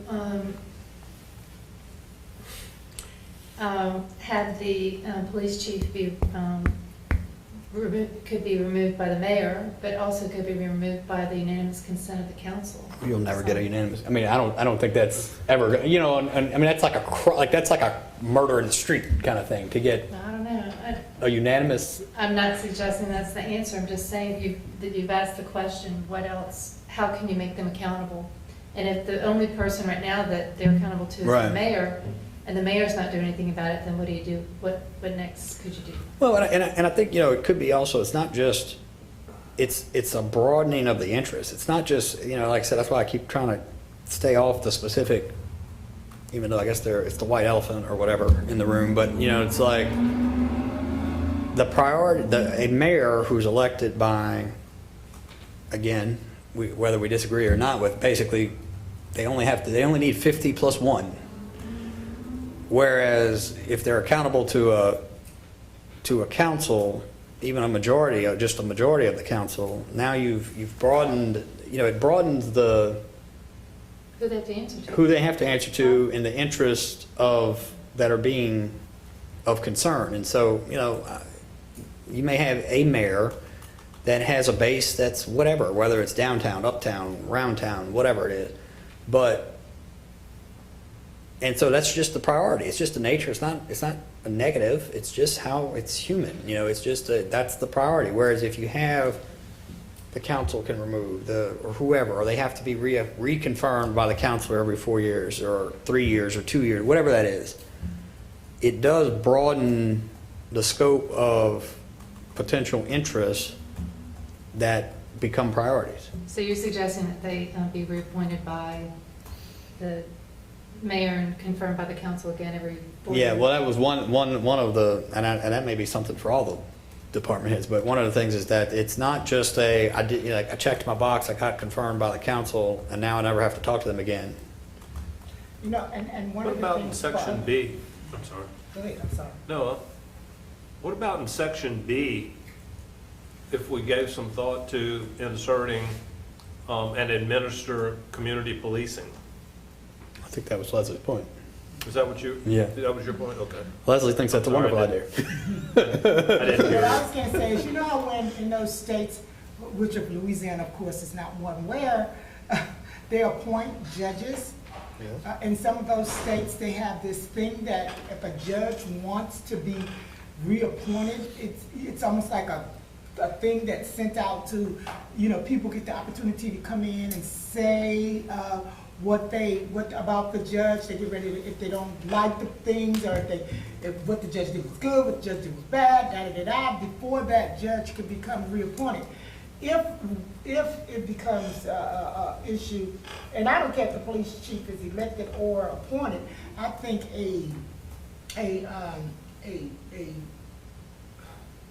I don't know what you would call it, but a census,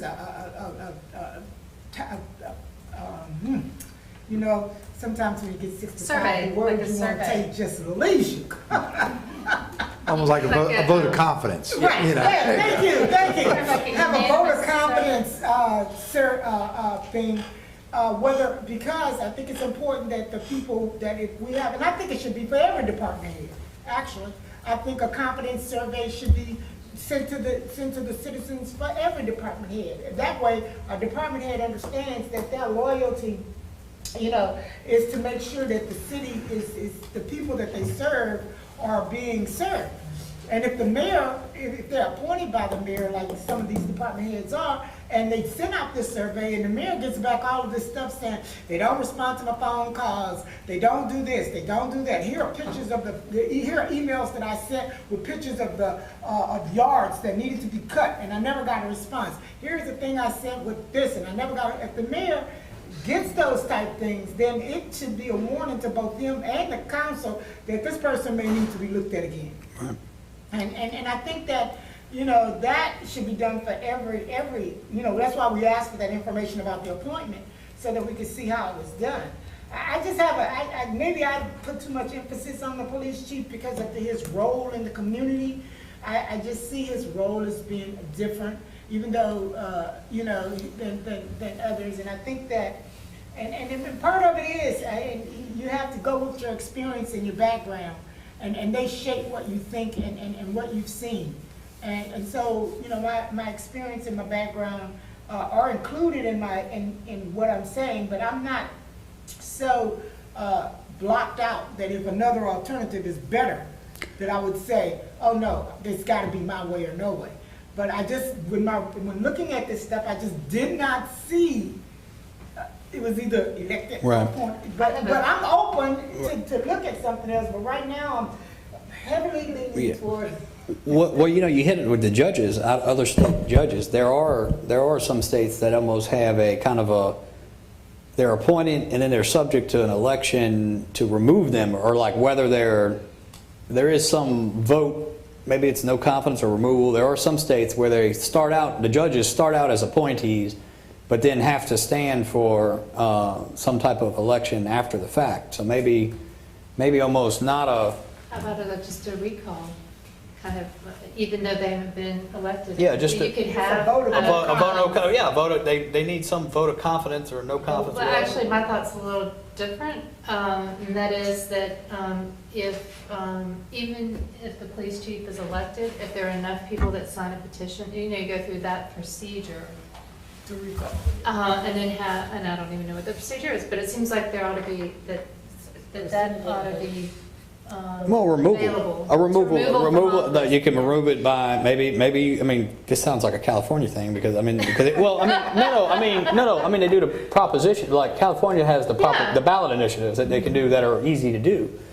And it wasn't, yeah, it's not I didn't mean it, the normal connotation that comes with California, but no, it's another way of doing things in that it is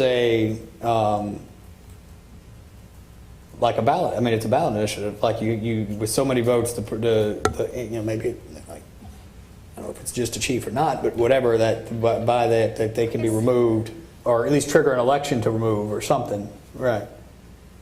Can I The ask you only a question? I just want to say one thing. The only downside of that is that then that fear of retaliation is very real, because there's going to be people that are trying to get that person removed, and then that is like, it's like pull a bullet eye on my forehead, because that would be a hard thing. It Currently, wouldn't help with that problem. am I correct that currently the chief of police is not civil service? Correct. Okay.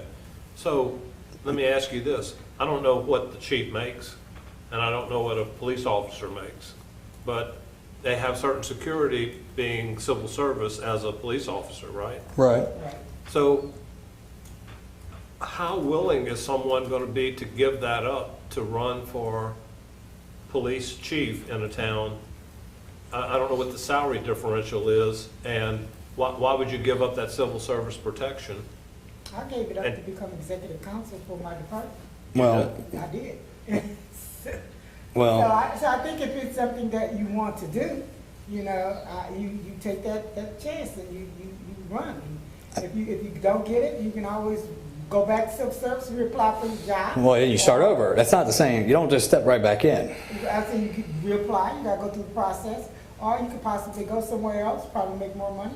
Yeah, it's exactly what that was my point. It's that you're not going to get some. You may get some that step out of civil service for the chance, but you're assuming that person has to be financially able to do that. Has to be be willing to. Well, I'm not going to be a police officer anymore if I lose, or at least not in Hammond. Because they're not going to go. Right. So.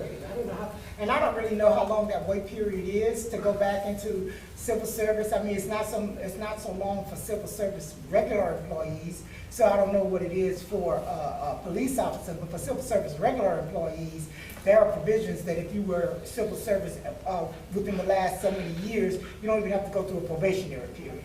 So there are provisions, and I don't know how it is with the police chief and stuff, because I've never looked it up. Okay. But I do know for regular civil service employees. But also, we are assuming that only people who are here.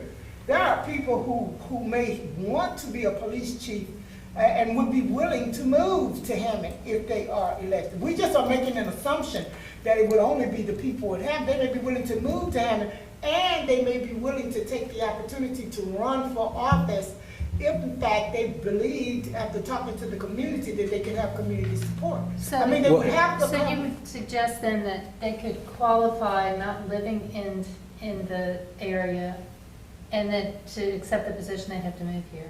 I don't think we have that in our charter right now.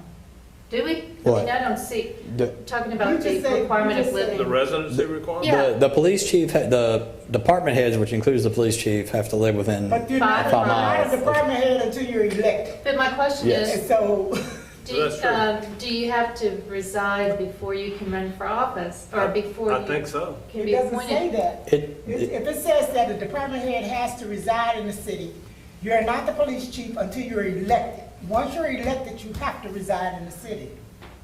My I think suggestion is that- that if we do have an elected position, then the person might be able to move to the city after. Yes. That's my suggestion.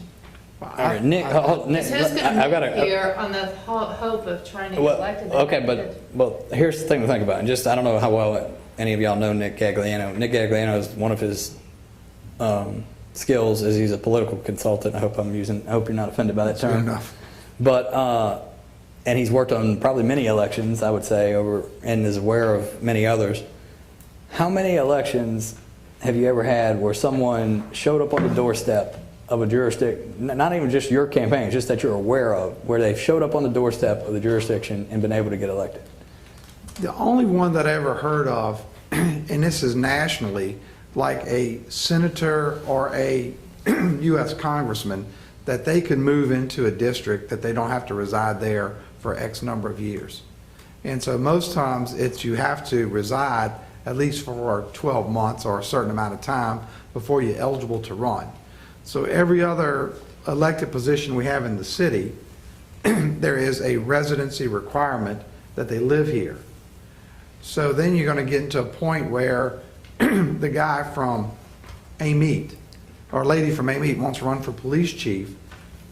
If we have it set up that you have to move afterwards, you're going to get into some problems. Well, and for the representatives, actually, they don't have to. They, even after elected, the U.S. representatives, I'm talking about, like Chris was talking about this. We had talked about this before. Like to be elected for a United States representative, you actually do not ever have to live in the district. But what my point was more of not a legal question, but a practical question in terms of you still got to be able to get elected in any jurisdiction. You've got to have some connection to that jurisdiction. Right. So it's not. If we could say, yeah, you could move in. You don't have to move in here until, after you're elected. If you got 30 days after you get elected, whatever the thing is, something very practical. Right now, we could hire the best qualified person that we can find in the country. And theoretically, they could be hunted down, found, and hired.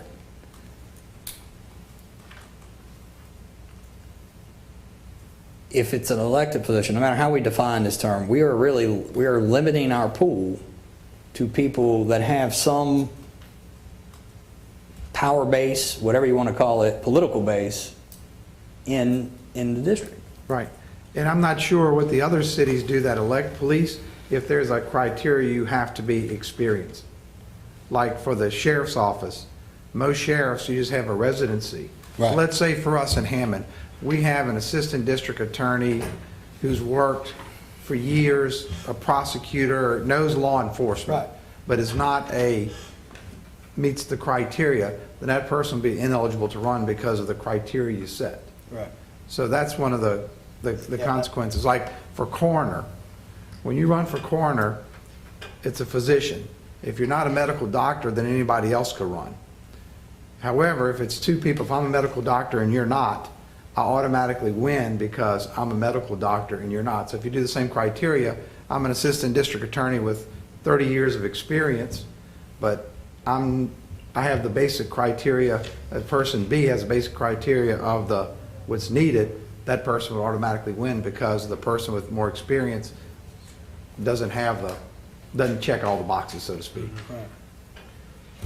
It also occurs to me, and help me think through this, if we recommended to the city council that the police chief's position be an elected one, if I'm going to run for chief of police and I'm going to have to answer to 23,000 people versus one, am I going to seek that job? And I mean, I'm just asking. I mean, every council person, the mayor answers to 23,000 Right. people. I mean, everybody who's elected to the office answers to his constituents. Right, so- but the police chief is currently appointed by the mayor. He really has to answer to the mayor and the scrutiny of the public and the press. That's the mayor. That's it. That's Well, all no, he has to answer. He has to answer, I'll give you an example. I lose track of them, but not the last two chiefs of police, but the one before that. You never saw him in the community. He wasn't at Rotary Club, he wasn't at Kiwanis Club, he wasn't at church. You never saw him. Citizens never, business owners never had an opportunity to talk to this person. And back then, it was decided we were going to community policing. We wanted them to live with us and walk with us. It never happened. So I'm just wondering if I'm 50 years old, let's say, and I've been a policeman for 20 years and I meet the criteria, am I going to want to go to work in a community where I'm subject to have to respond to all 23,000 people? Or would I be better managing my staff to where I implemented community policing and it worked? I mean, I'm responsible for it, or I could get fired because it's in the charter. I think that if, in answer to your question, I think that a police chief, whether he's appointed or elected, should be responsible for answer to the 23,000 people that he serves. I think that it is his job to make sure that his office responds to the 23,000 people he serves, and he, as the police chief, as any department head, you know, it's just like any department head should be responsible for the people in the community that they serve. Now, they got to answer to every, you know, they may not be elected, but they should be responsible Right. to the 23,000 people that serve. Right. So I don't think that the fact that you are appointed or elected should determine, you know, whether or not you respond to the people that you serve. My concern with the elected or appointed is when you only feel you have to answer to the mayor and you don't have to respond to the 23,000 I people agree. that you serve. And you know, and I But it's know, kinda like we the- can go back and forth on I this, know. and I know it's time for us to go, but I promise, what I propose to do is, and I guess this is, I will look up the stuff on community policing and I will email it out to everybody That'd so be that good. everybody will have an opportunity to look at it and get some ideas about if, you know, which way we go, because even if we propose to keep the position appointed, I think that we should have a proposal that we submit to the city council regarding standards or things of that nature, you know, even if we can't agree that, you know, we said we're gonna do whatever, however we present. If we can't agree that it should be an elected position, I think we should at least be prepared to present some things that they may want to add to his job description that would include the issues that we are concerned with. Well, Absolutely. and you had, I mean, I like the idea too of these other other accountability, even through an election that aren't getting elected, but removal or whatever, some other, maybe if you don't mind looking, and Nick, if you got any, and I'll do whatever I can too. Everybody can, but look into trying to find some other ideas in terms of, like I said, I'm pretty sure there's some judges that stand for an election after they're appointed in some states. That's essentially those are called it a recall election, but I don't know if that's really the term, but it's No, something it to that would be. something to that effect, where A removal. you know, it's like, I think they have to, I think it goes that person, the community or whatever is notified that that person's appointment is to be, that he's to be reappointed or she's to be Yeah. reappointed. And the community then has the opportunity to comment on that. yeah. Well, that's how the Depending on bankruptcy. those comments, then the next step goes. I think, and Yeah. since we don't do it, it's not No, something that I really, you know, Well, And it would put my have to, interest it would have to be in. anonymous. yeah, well, It would have to well, be anonymous, because I'm concerned about that fear of retaliation. We can't expect people to come to a public No, hearing. no, but I mean, it- they're not, like, I'm not giving my address, I'm not giving my name, don't come track me down. But just the thing about the election, whatever we want to call it, but every, have it, a 4-year just automatic thing where nobody, it's an anonymous election, it happens automatically, it's just something that's there to create accountability. I mean, it actually is, I mean, it's almost like, it's a great, and it doesn't limit your pool of potential applicants to any small geographic area. It doesn't, you still can pull from anywhere. They would still have to go through confirmation of the council on the front end. But And that's something else that, but it gives that's you- not part of our job, but what exactly is confirmation by the council, right? I mean, I know what we say it's supposed to be, but really, can the council come back and say, they can come back and say no? I don't want that person, then the mayor goes back and finds somebody else? Is that confirmation involved me being able to question the person, to ask the person how they stand on stuff? And, I think that but that's not our. Well, no, and it does go back to a point Leslie made in one of the prior ones, and Chris has, and we've all kind of talked about at times, is that the council could adopt a resolution to say, this is how the confirmation process works. You have to, you can nominate a person, they've got to, before it comes to the council, you've got to go talk to or at least try to, meet with all 5 of the council. I like that as a charter amendment, because every council might change it as they come, but if it's something that is significant. Well, I mean, it's something that, I don't, Think about it. I'm, kind I don't of, know if we might all get kicked out of this committee when we start telling the council how they can confirm people, right? well, it's got, Well, they're not doing it now. They're not doing it now, and I don't know if it's because of the people, I don't know, I don't know Well, about no, their you- personalities, but maybe it's because they're all new, maybe they don't understand what the power is. They maybe realize the authority that But they have. the answer is that they're not doing it now, and so my suggestion, and Arlene, you had, Ms. Knight, you had already suggested this in the past, that what does confirmation mean? Maybe that means that the council gets notified of who the person is nominated 2 months before, a month before, they have the opportunity to review the resumes, interview the candidate, and then have a public hearing to discuss it. That might be helpful. It didn't really solve the issue of, well, we don't like this guy, go to find somebody else, because then who else is going to be there? But there should be something else in the charter that gives more direction, I suggest. I agree. Because they're not doing it now. Well, and- just like raising salaries, they're not doing it now. but your point too, you had a point in one of the prior ones, as to, yes, the council has all this power, which they do under the charter, but they don't know they have it and don't know how to wield it. And that's why you had talked about, Leslie had talked about having, maybe there should be a council attorney, or maybe the attorney should be the council's attorney. And, or some training to, like, there have been other things talked about in terms of, making sure all the government knows where the government is, It's kind of like when you're elected to the legislature, you have a legal briefing ongoing. Right. Well, they have To staff teach you attorneys. how to be a legislator. Yeah, and the legislature has staff attorneys and has lots of resources. And I'm not talking about doing that here, but, to the extent of the legislature, but it is something that maybe, in terms of what that confirmation process looks like, it is something that they could address, or, we could address. And nothing, when you said us telling them, they'd have to like it and get it to the, to put it in the.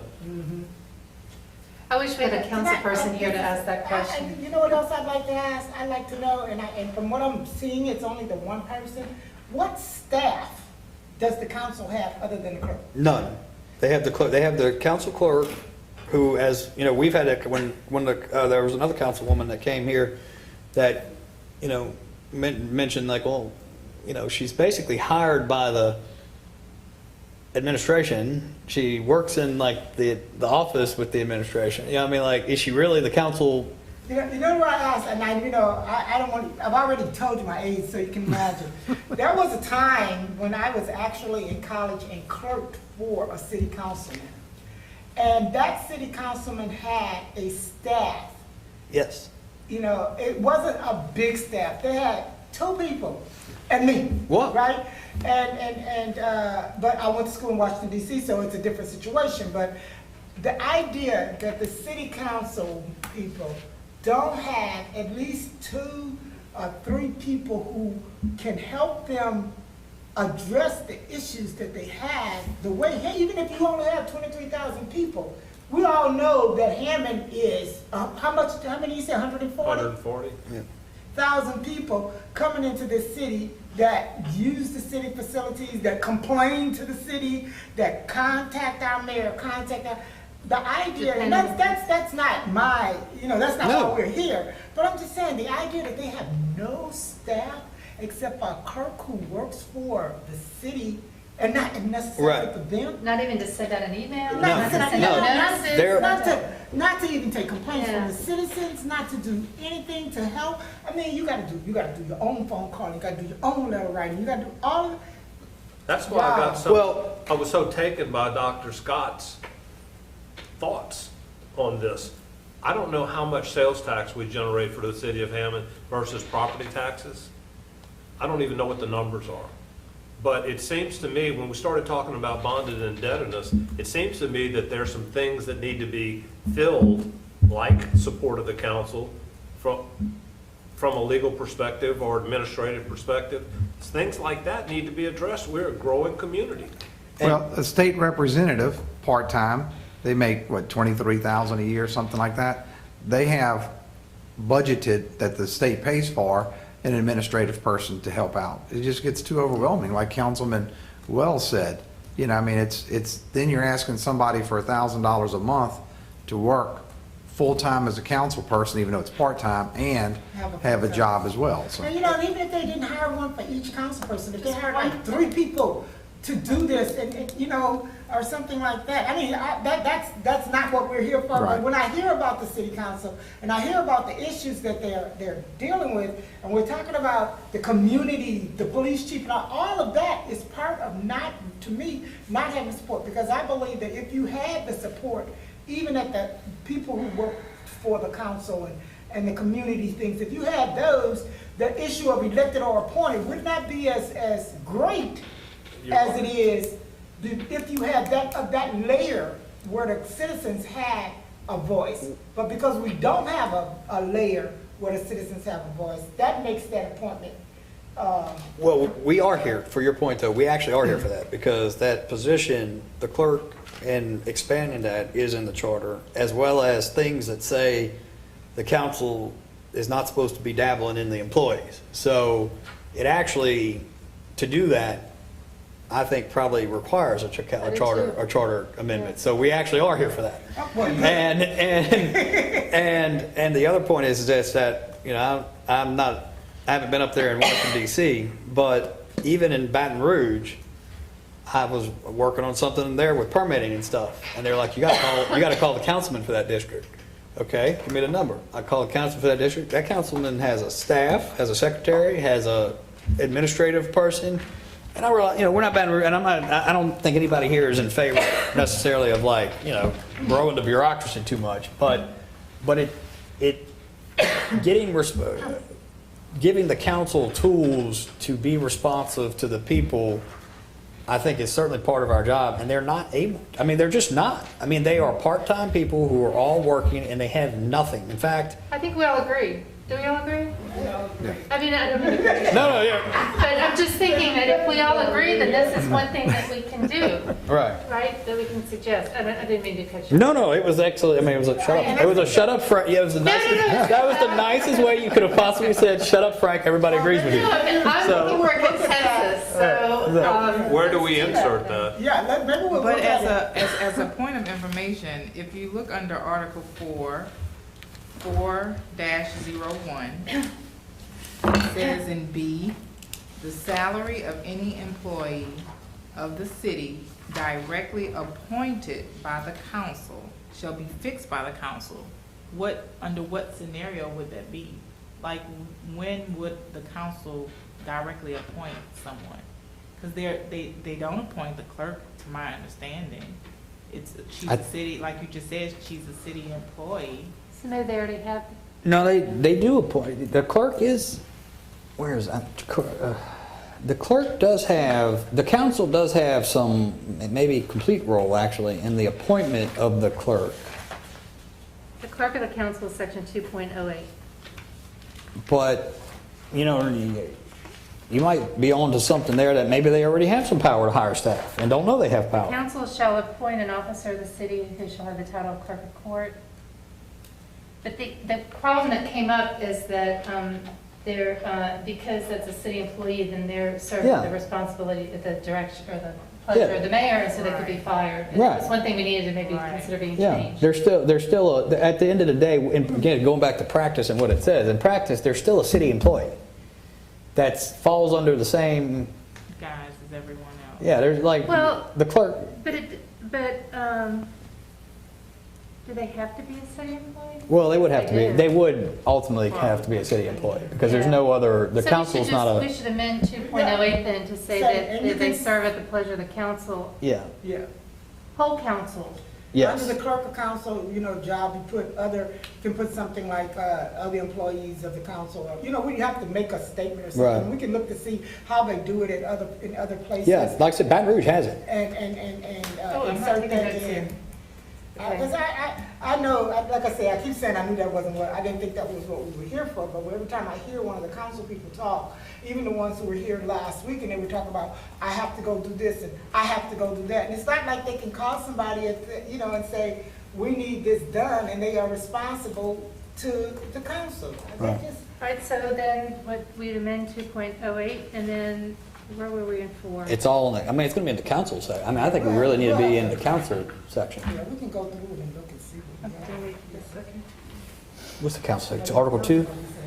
I feel like we haven't had that many items that we can all agree on No. emphatically and that we think would really be a great idea, and so I'm trying to document those. What is our deadline?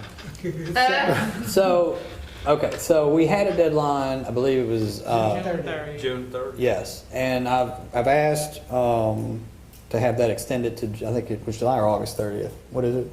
Leslie, do you remember? It was end of July. I answered your email, and it was the end of July. End of July. Yeah. Now, this is something, so I talked to, you may actually have more knowledge of this too, so I talked Before we to. move on, Frank, Okay. just before we wrap up, 04, do we have any emails?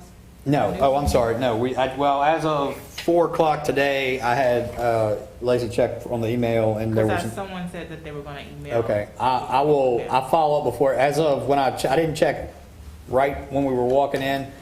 I checked about, it was about 4 o'clock today, I checked, and we didn't have any. I will check for the next time, and if it comes up, I'll make sure. I try to check every meeting, I think I forgot once, but Okay. I do check it before every meeting. If it comes up, I'll make sure I bring it up at the next one. All right. But the so the charter review thing is, and so I had talked to Tony Lashardi about it, and, he was like, what do you mean you had a few months? We took us a year and something to do, ours. So there was my understanding of this, and I may be a little off on this, is that there was we were on kind of a sharp fuse because there was some hope of getting a report from us fast enough to get the bond, the indebtedness thing on a quick election, whether it be November or March. From what we've had go through this this committee in terms of that, I don't think the impression I got that was not the urgency anymore, that really they were the administration was fine with it the way it is for now. So I don't know, we were asking for the end of July in hopes of getting on the March ballot, but I don't know that there's that urgency anymore. So if y'all would like to ask for more time, I was kind of getting to the point where I was going to start trying to, this was kind of my plan was that this was going to be the end of kind of the input thing, and we were going to just start cracking trying to get the report together. But if y'all are of the opinion that no, we need a few months to get this, to the point where we really are happy with a final work product. We're looking at a few weeks before we get the compensation study done regardless. It'll be the end of July before we get almost. Probably, yeah. So so it's possible that we just, maybe we'd come back with, look, we've got 3 or 4 big ticket things here that we really kind of think that we actually do have a lot of agreement on, that we really feel like we need to dive into. You're not making the March election, because if you push out the March election, then we've got plenty of time. So it just depends on whether when do you want to try to get anything to them to get it to the ballot. Like I said, I think there was an artificial urgency created over a specific issue that has now faded. I make the motion that we ask for the council to give us to the end of October. Okay, well, why October? But the only reason I ask that is if you go past. Just because we move slow, that's all.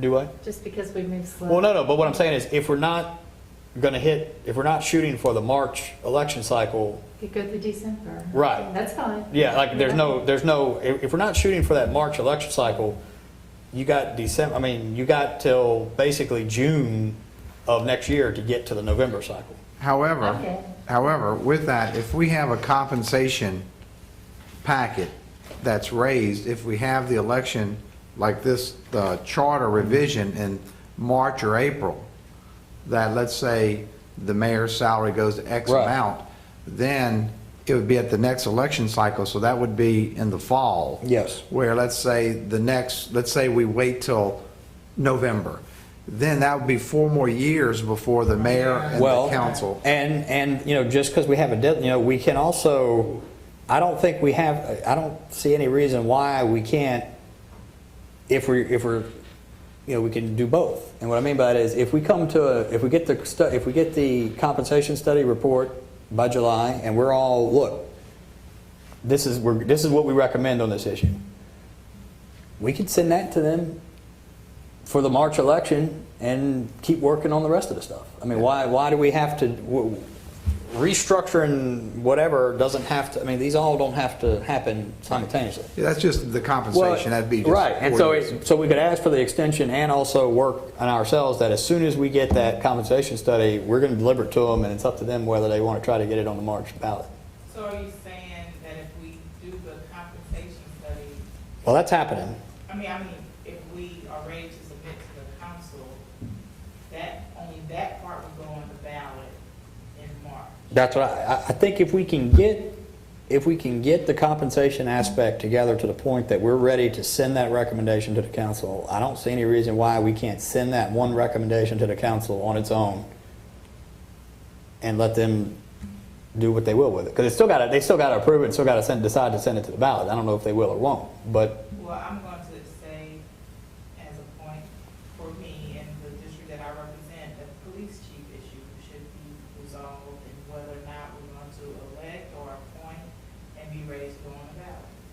for March. For whatever we decide, however we decide is going to refer to the council, and then the council have their discussion in public hearings to decide on that issue. And what's the deadline again? Well, that was a moving target, Leslie, because, well, I say. No. My question is to get on the March. Well, that's what, no, it's a moving target because there is a hard deadline, but there's also the practical deadline. What I mean by that The one is, practical, yeah. well, I think August is probably, I think July, the end of July was kind of the easy practical, and I think probably the end of August was the So are you asking? hard practical. My question is, when does the council need to vote on whether to put it on the ballot to get it on the March ballot?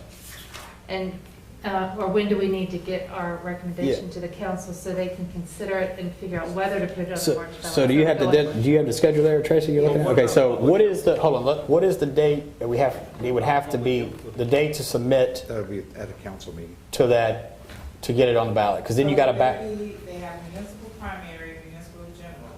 no, it'll be general. Primary, I'm sorry. Municipal primary, the election date is March 26th, this is for 2022.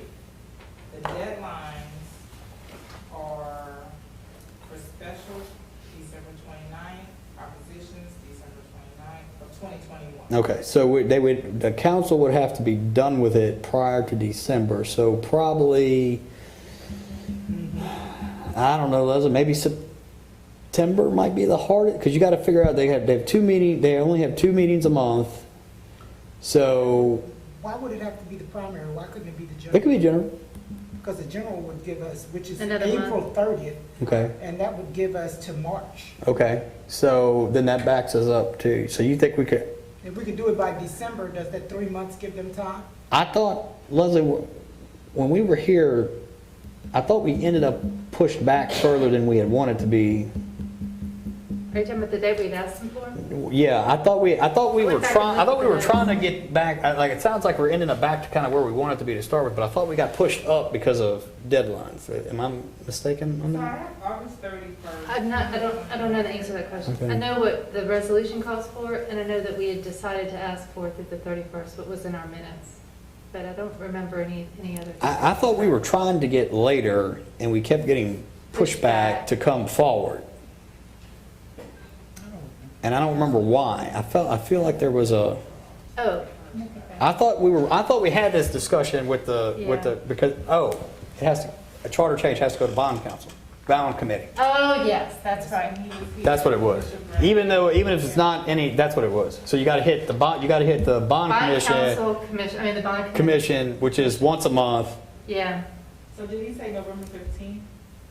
I have a November 15th deadline written down. Is that for, is that to get it to the bond commission? yeah, that would have been, yeah, okay. So then the council has to get it to the bond commission before it gets to the ballot. Yeah. And he said that, I think, and Leslie verified with the minutes, August 31st, 2021 was what we were gonna ask the council to extend this report. Yeah, and I originally thought it was August, the end of August too, but I think we ended up back in But it's been back. July. Yeah, so I'm reading the minutes that I have. So did the city council vote? No, I mean, I don't know. No, they haven't taken it up yet. So the city council has to approve it before it goes to the bond commission? Yes. Okay. Yes, so we make a recommendation, goes to the council, city council. City council has to approve it, then it goes to the bond commission, then it gets on the ballot. That's my understanding of how this works. But Yeah. the city council's probably a month, like one meeting Well- introduce it, then the next meeting would be Yeah, because it's the an public hearing. ordinance, so yeah, I think. So you gotta figure a month Yeah. for two And then, meetings for the and then city the council. bond commission only meets once a month, and they have to have their stuff in, I want to say 30 days or 45, do you remember? I just wrote November 15th. I don't know why, I don't know. He explained it though. Well, let's see if I can go back and figure out. November 15th would give you, okay, if it was 45 days, that gets you on probably the December or January bond commission. I can go through the, I tell you what I'll do. Let me just email them and I'll get the timeline and I'll just forward first, it in the city council has to have a meeting in about 2 weeks to make the application to the state bond commission. And then you need another month to get on the bond commission list and get that approved. And then you need at least another month for 2 public meetings and an ordinance, 3.5 to 4 weeks. I got 3 to 4 months for the whole. In this process. case, we were talking about a bond issue, so there would have been 2 ordinances needed, but we don't need 2 ordinances, we would just need 1. It's still months is what. 3 to 4 months, I think is what he said, the And, process. and the, our conclusion was is that we were gonna ask for an extension through August 31st. I was wrong. Okay, I thought it was in, okay. All right, but that's fine. It doesn't matter either way. That's a little better. I think we should shoot for the March election and then backdate it and see, because eventually, regardless of what we hash out here, it still has to go to the council. So eventually, Well- we're gonna have to Right. vote for it and then send it to the council. I think you guys have really done a good job with the public input. Now it's just a matter of firming it up and then sending it up the chain All right. to the council. Well, and here's, something to think about if y'all want to think about it. Nick, what's the lowest turnout election of the year? Next year, they're all gonna be pretty low, just because it's really But not, you know, generally speaking, what's the absolute lowest turnout election? it's gonna be the, General the March spring election. election, yeah. The general March Yeah, election. Yeah. So March y'all are election. talking about putting it on the absolute lowest turnout election if you put it on the general spring election. However, there may be, as of right now, that'll be the city court race. That's true. Could be. Hammond City Court, so that'll, That's gonna be Bring a lot of fun. people. so that'll be a lot of people coming out Could for be. A that. lot of people running, Yeah, that may be. talking about running. Yeah. Oh, that's good. Or it could be nobody. Some maybe- You can run? No. I'm retired for a reason. City court. City court judge, the city court judge election may end And up, there's I doubt that it's gonna be in October, that's the next election, but it could be in, it looks like it'll be in March from the, so that could pump up that, That is- at least in the, well, if, again, is there gonna be 1 or 2? I mean, they don't know how many people are gonna be in it yet. it'll be a runoff. It'll be a runoff. It'll be a runoff. Yeah. Yeah. I think it's gonna be a runoff. I've heard about 5 or 6 It, people. it's still a low turnout. I mean, it's still not like a national, No. national So what ballot. are we gonna decide I then? think that the judge of city court will bring out people that might not would come. Yeah, especially after the last election. It was really close. And then- Well, I think it will be a high spring election. I don't, I'm like I said, I don't, again, I'm just making the point. Like, if we can get on the March ballot, I'm fine getting on the March ballot, but I'm just making the point that historically is gonna be your lowest turnout. But didn't you just say that was the goal of doing the compensation study? So it would be ready for the next mayor council race? which Yes. is- Yeah. I did say that. So I mean, either way, if that's the goal, Like I said, I agree. I'm not arguing a position. I'm And just when is pointing that- out, that I'm just pointing out election is facts. Do what? for November? Okay. Wait, what? The first, When is the election for the mayor and the council?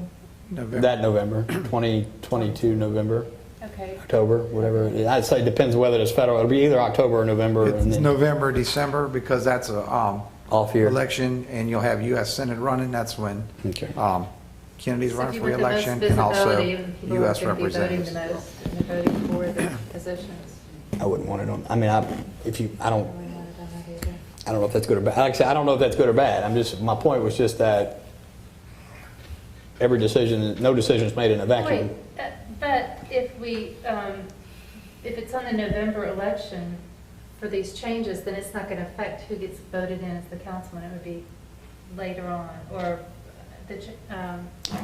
Yeah, it would, so it could not take effect until until the council must stand for election before one more time before. anything. So I would Oh, have, okay.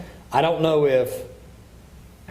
know if that's because they would have been already voted on. So I don't know, we'd have to ask, that's an Andre or somebody question. Yeah, it seems like you always have to Right, do we the need to next ask- term, and theoretically, the next term is the November election. Right. November 2022. Right.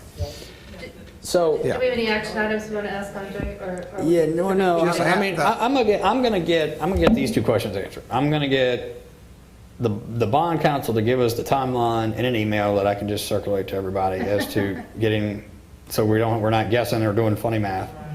And then I'm gonna get Andre to answer the question, and I'll share that with everybody as to whether or not, if anything about compensation ends up on the November ballot, whether or not that takes effect immediately or not, or well, with will it would take effect next term or not, and then I think that's the And then you're going to get the guy to come speak to us, or yeah, Zoom and I'm gonna get the guy to come speak to us, and then we'll also ask for.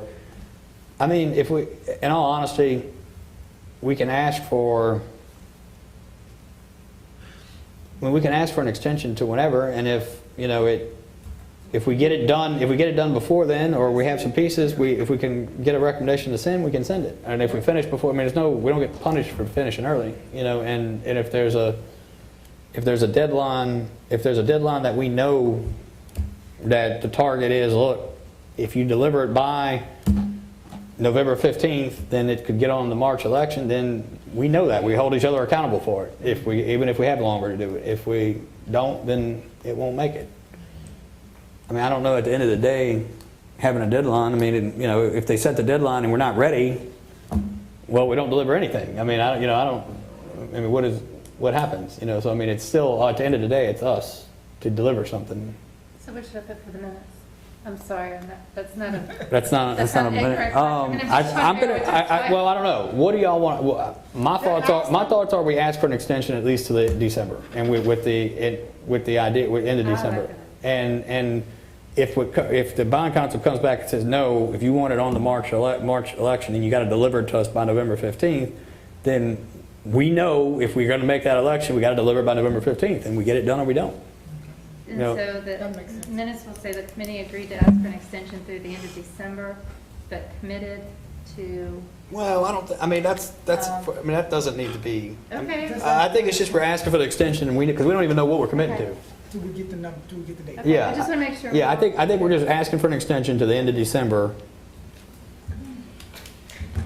and when we get the date, we've got to. We don't even know what that date is yet. Got it. The next meetings? Is Oh, it's started on your agenda. no, you're good. It's July 12th. Supposed to do- July 12th and July 22nd, Right. we have at 5:30. What? We have 2 meeting dates already scheduled. We have two meeting dates already scheduled, July 12th and July 22nd at 5:30 here. And the room is reserved for those. The dates we had set last time, all the rest of them are reserved. So for sure, those are the. Correct. You don't have to look beyond that. Correct. Okay.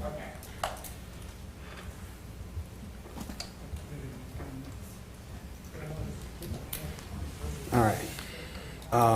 I'll make a motion to adjourn. All in favor? Hi. Anybody opposed? All right, thank y'all. Boy, Frank, that's a great idea to get that